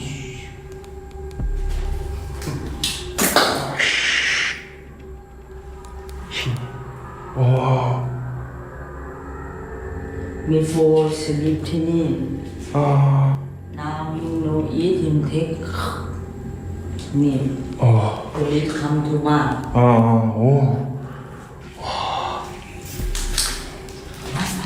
맞아 무섭다.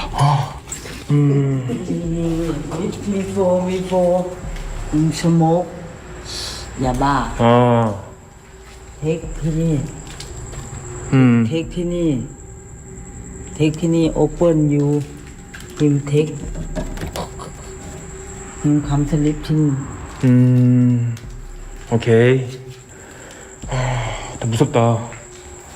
여기서 실제로 목을 메고 죽었구만. 그래서 아까 뭐 기어다니는 뭐 그런 거, 뭐 그런 걸 봤나, 뭐 긁는 소리, 뭐 그런 걸 표현하는 것 같아요. 목 메고 자살을 했고. Dochi later describes the ghost as having a disturbing look, including messy hair and what seemed like a wig. The experience clearly affects him, and he says he has a headache afterward, possibly from the stress of what happened. More than just being scary, the story feels tied to the tragedy connected to the place, making the location seem heavy with memories that never fully faded. His broadcast leaves the impression that the encounter will stay with him for a long time. Then the focus shifts to Tau Hospital, a former medical facility that has been abandoned for 15 years and is surrounded by eerie stories about what might remain inside.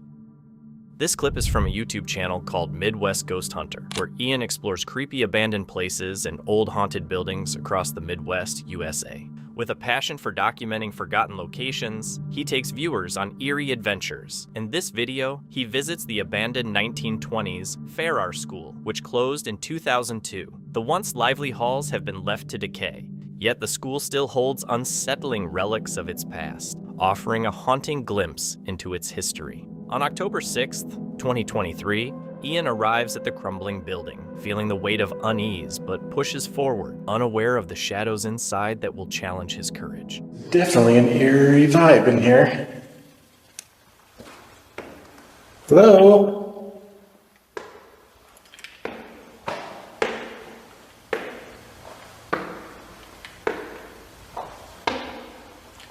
Is anyone in here?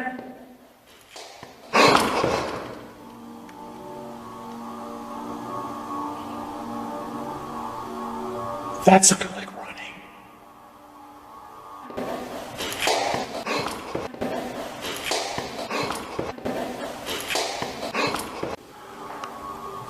Hello?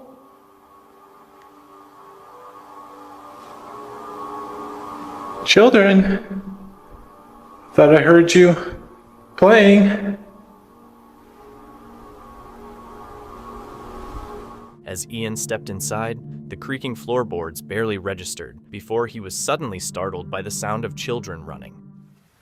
If there's any children in here, could you move something?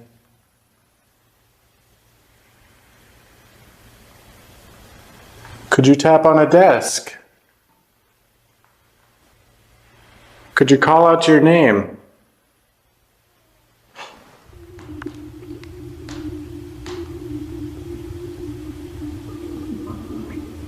Okay, that was out here.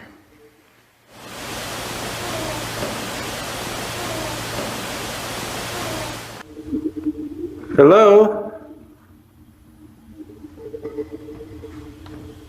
I heard somebody out here. Could you yell out again?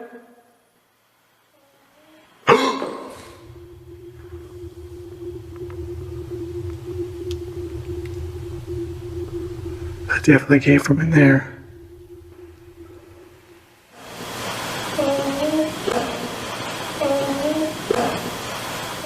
Faint moans of a young boy echoed through the halls, making Ian feel as if a ghostly child was toying with him. Still, he pressed forward, determined to find the source of the eerie sounds. If you're down there, could you make a louder noise? Who are you? Did you work for the school? I mean, do you actually have any real business being here?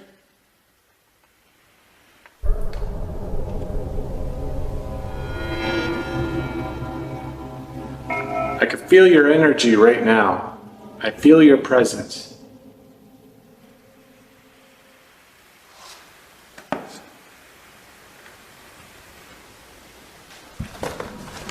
I think that came from the auditorium. In one photo, a dark, shadowy figure can be seen peeking from behind a wall, only to disappear in the next shot. The eerie image sends a chill through Ian, making him realize this is just the start of a far more intense investigation. This room feels a little different. It's cooler in here, and I feel like I'm being watched. Are there any spirits in this room? Okay. Holy. That came from one of those desks over there. Could you knock on that desk again?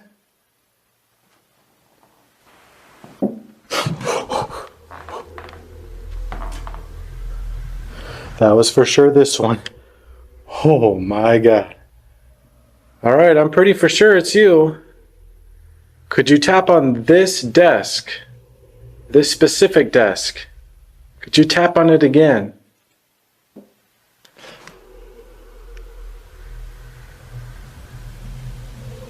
Okay, it seems like every desk I ask for them to tap on, they tap on a totally different one. Ian steps into a classroom, and the sudden knocking on a desk shatters the silence, instantly creating a tense, unsettling atmosphere. The source is unknown, but it's clear something sinister is at work. His camera then captures a ghostly figure moving near the swing in the playground, a faint white shape gliding past the equipment, sending chills through the air. Adding to the eeriness, a locker creaks open on its own, as if trying to make its presence known to Ian. Hello?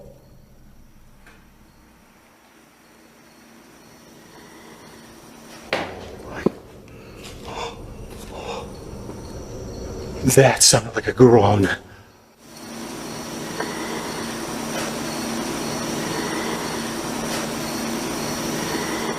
Ian was startled, but kept pushing forward, determined to explore the unknown. Yet what happened next proved to be too much, forcing him to call it quits. Come on. Come on. Okay. Okay. I'm coming in. Hope you don't mind. It was in this room.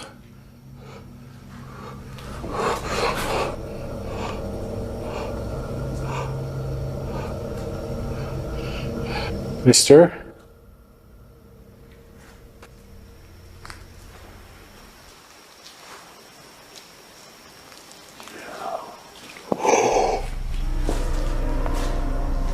Okay, okay. I heard that. That was clear as day.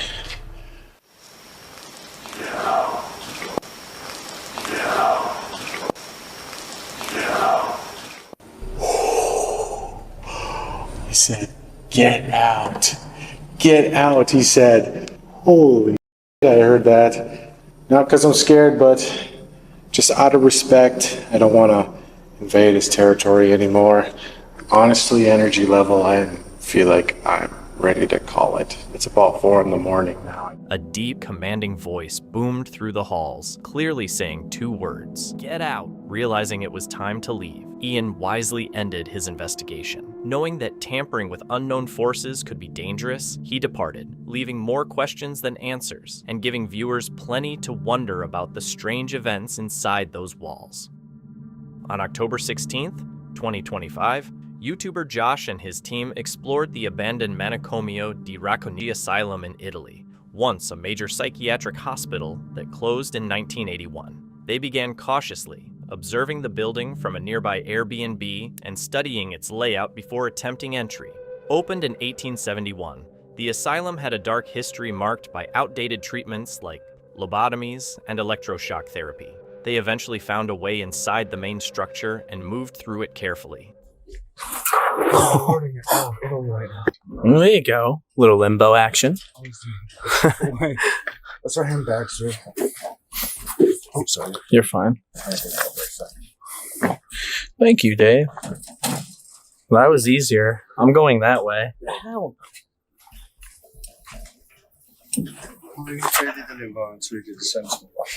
It's nice having a mix up. I mean, limbo was kind of whack that you guys did. Yeah, you're right. That was a good band. That was a little newbie. Yeah. Inside here, you can see how secluded we are and how forgotten about this place actually is. I consider this like a huge facility. Everything is overgrown. And what I like about Italy is their architecture. You have to see and appreciate the architecture here, because this is one of the best abandoned asylums in all of the world, in my opinion, because of the architecture. The corridors extended in eerie silence, their walls worn by decades of neglect. Open courtyards sat empty, claimed by time, and each step further inside the building uncovered remnants of its past. The abandoned places, but this one has always stuck out to me. It's like Shutter Island in the movies or anything like the movies. You know, the light is shining right through the big arches. Back in the day, I mean, you would only see this view. You would be stuck here your whole life, trapped, looking out, gazing in the fort. But it was beautiful at the same time. If there was any asylum I had to be stuck at in the world, it would have probably been this one. And that's saying a lot. You can hear the birds still chirping. No, Dave is here. You guys really are in here. We were betting you guys wouldn't find the way in. Oh, we did find a way. Which way did you go? Through literally the front of the place. Throughout the facility, remnants of its history were scattered everywhere. Medical tools sat abandoned, untouched, including a preserved electrotherapy device, the Ultratherm 303, a machine once used in treatments that marked the asylum's darker legacy. I mean, I didn't expect this. Okay. So, wow, now I want to find an old picture. So, all right, we're going to go to the stage that we found. Here's the camera. This is it. This is it, though. I've been trying to... Yo, you guys know, dude, I was amped trying to get this spot. Seriously, this is unfreaking believable. This is what the room looked like 6 years ago when we first visited the asylum. And now here we are now, where they have a whole electrotherapy. By the way, I've never actually in my life seen this ever. Any abandoned place. That's the weird thing. I've never seen this in here. We've been here before. Is this actual electrotherapy? 100%. I've never seen anything like this at any asylum, ever. Dude, I was gonna just say that. I'm gonna lie down. Yes, that's what it used to look like. In this moment, we were about to see what it was like to undergo electroshock therapy. The wards stayed eerily preserved, their silence heavy and palpable rather than empty. The architecture and layout still reflected the asylum's original purpose, almost frozen in time despite years of decay. The team then focused on an area that appeared to be a former chapel or confessional, setting up an experiment with DR60 voice recorders. They conducted what they described as a form of confession, speaking aloud in hopes of eliciting a response and capturing electronic voice phenomena. Something off Harry Potter, like all the wands stack on top of each other. You know how there's the confession stand? What if we try to like confess our sins, but with the DR60 as if the priest is still here? Yeah. That's something different. That sounds like a really challenge. That's cool, right? It is cool. I just don't want my audience knowing all about my sins. No, well, we're gonna not. We just say whatever we want. We kind of just like sit down there, put the DR60 there, and see if we can hear a priest talk back. Should we say it in Italian then?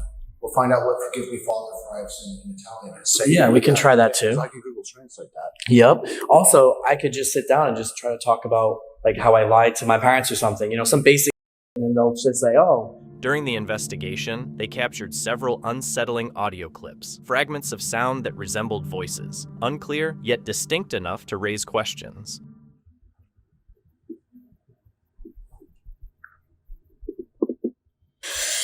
Let's jump right into it.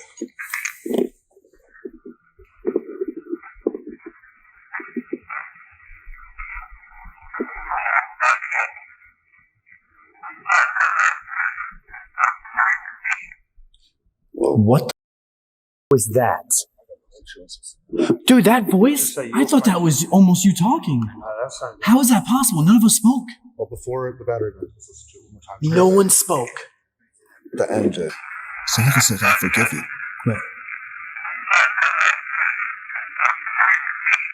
And the last word sounds like "hurt me," but I thought, wait, at the very second, it sounded like it said, "I forgive you."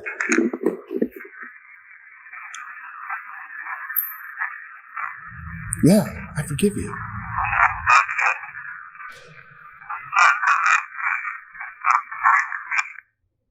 Get out.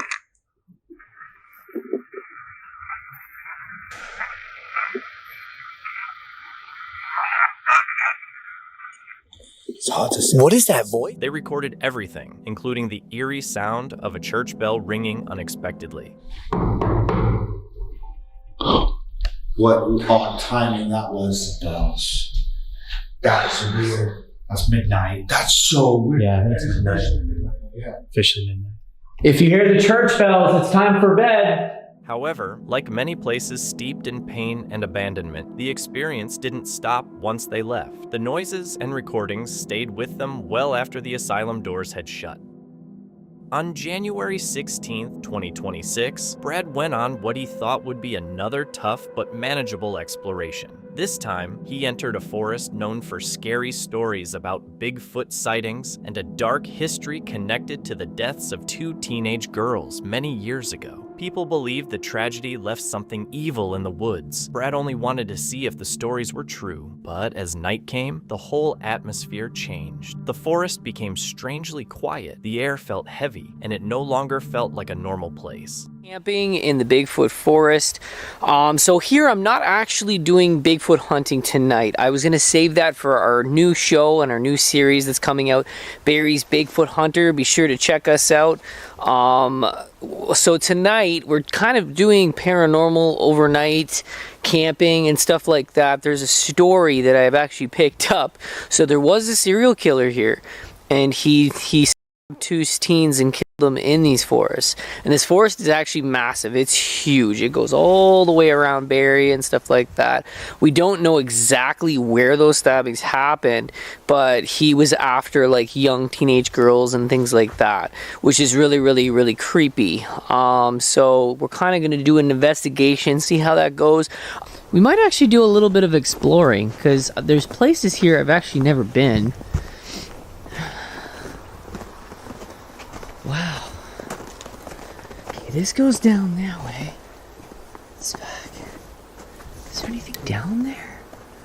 Yeah, like look, it's going straight that way. Huh. I don't know. Okay, I'm gonna leave my sleeping bag here and we'll go on up ahead. Yeah, I brought my little sleeping bag for the big teepee in the woods. I actually have to get some repairs done on my camera. The shoe mount that's actually part of the camera, it's damaged, and I guess it's from me running and jolting or falling and things like that. Okay, what was that? I don't know what it was there. Make a sound out this way. Oh well, just tread lightly. It looks like there's some sort of trail here. I don't think I've ever been down this way, so that's why I'm kind of checking it out. As he went deeper into the forest, Brad began to feel as though someone or something was watching him. He stopped several times and looked around, but there was nothing there. No sounds, no movement, only silence. He tried to ignore the feeling and continued walking. After a while, he took out a spirit talkers and started asking questions. At first, he only heard static, but then weak and unclear responses began to come through slowly. Just gonna put this here for a second. Get a better view at it. Can you clarify and tell me how you died?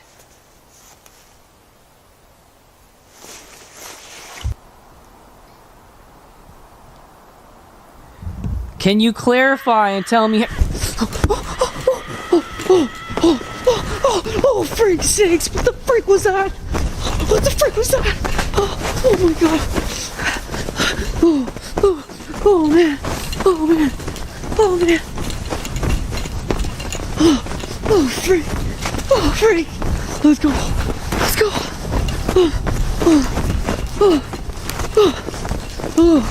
Oh! What the hell was that? Come on!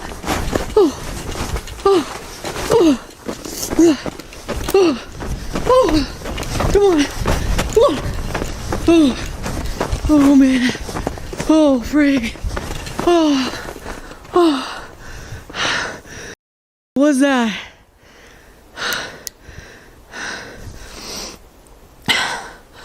Oh man! Oh, that sounded like a growl. Some sort of creature.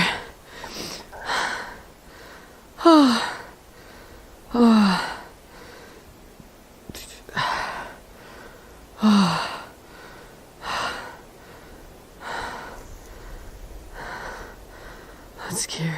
A sudden scream echoed through the forest. It sounded distorted and almost inhuman. Brad panicked and ran as far as he could from the sound. When he stopped, the forest was completely silent again. The scream felt intentional, like something wanted him to hear it. Even after that, Brad decided to stay. Exhausted, he set up for the night and fell asleep while his equipment kept running. What was that? Oh, frig, that was scary. Walk left. Walk left.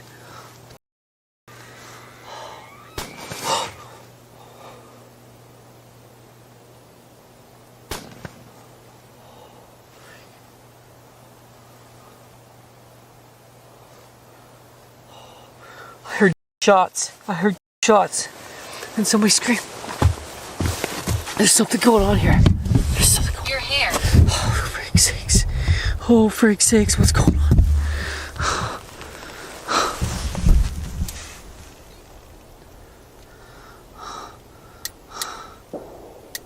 Another shot. There's another shot.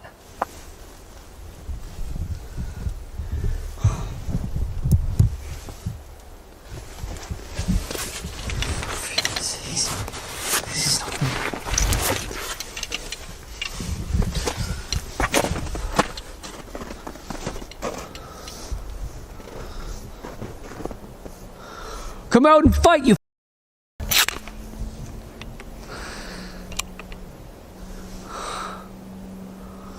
Come out and face me. Come on. The tub. Son of a.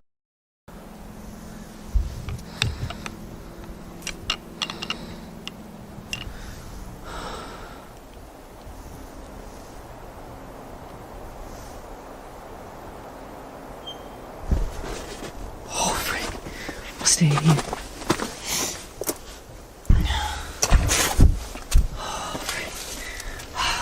I can't leave. I can't go anywhere yet. This is crazy.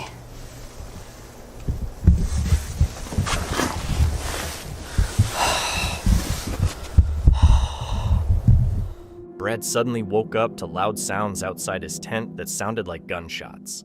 A few seconds later, he heard distant screams and heavy hits against the tent. He grabbed his flashlight and looked outside, but there was nothing there. Then he heard a slow creaking sound nearby and felt like someone was watching him again. Brad realized it might not be something paranormal, but actual people in the forest, which felt even more dangerous. He quickly packed his things and ran, but as he got farther away, another scream echoed through the darkness, this time clearly human.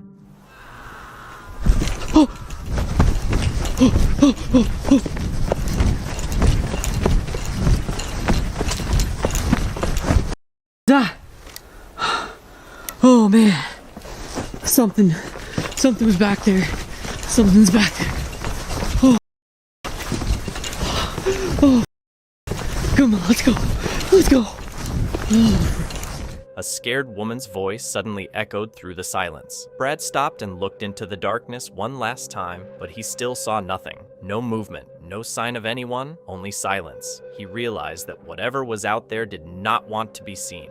Brad left the forest with no clear answers, but he knew one thing for sure. Staying any longer could have been dangerous, and trusting his instincts was probably the reason he made it out safely. Thank you so much for watching. Don't forget to subscribe and hit the notification bell so you can stay updated with our latest videos.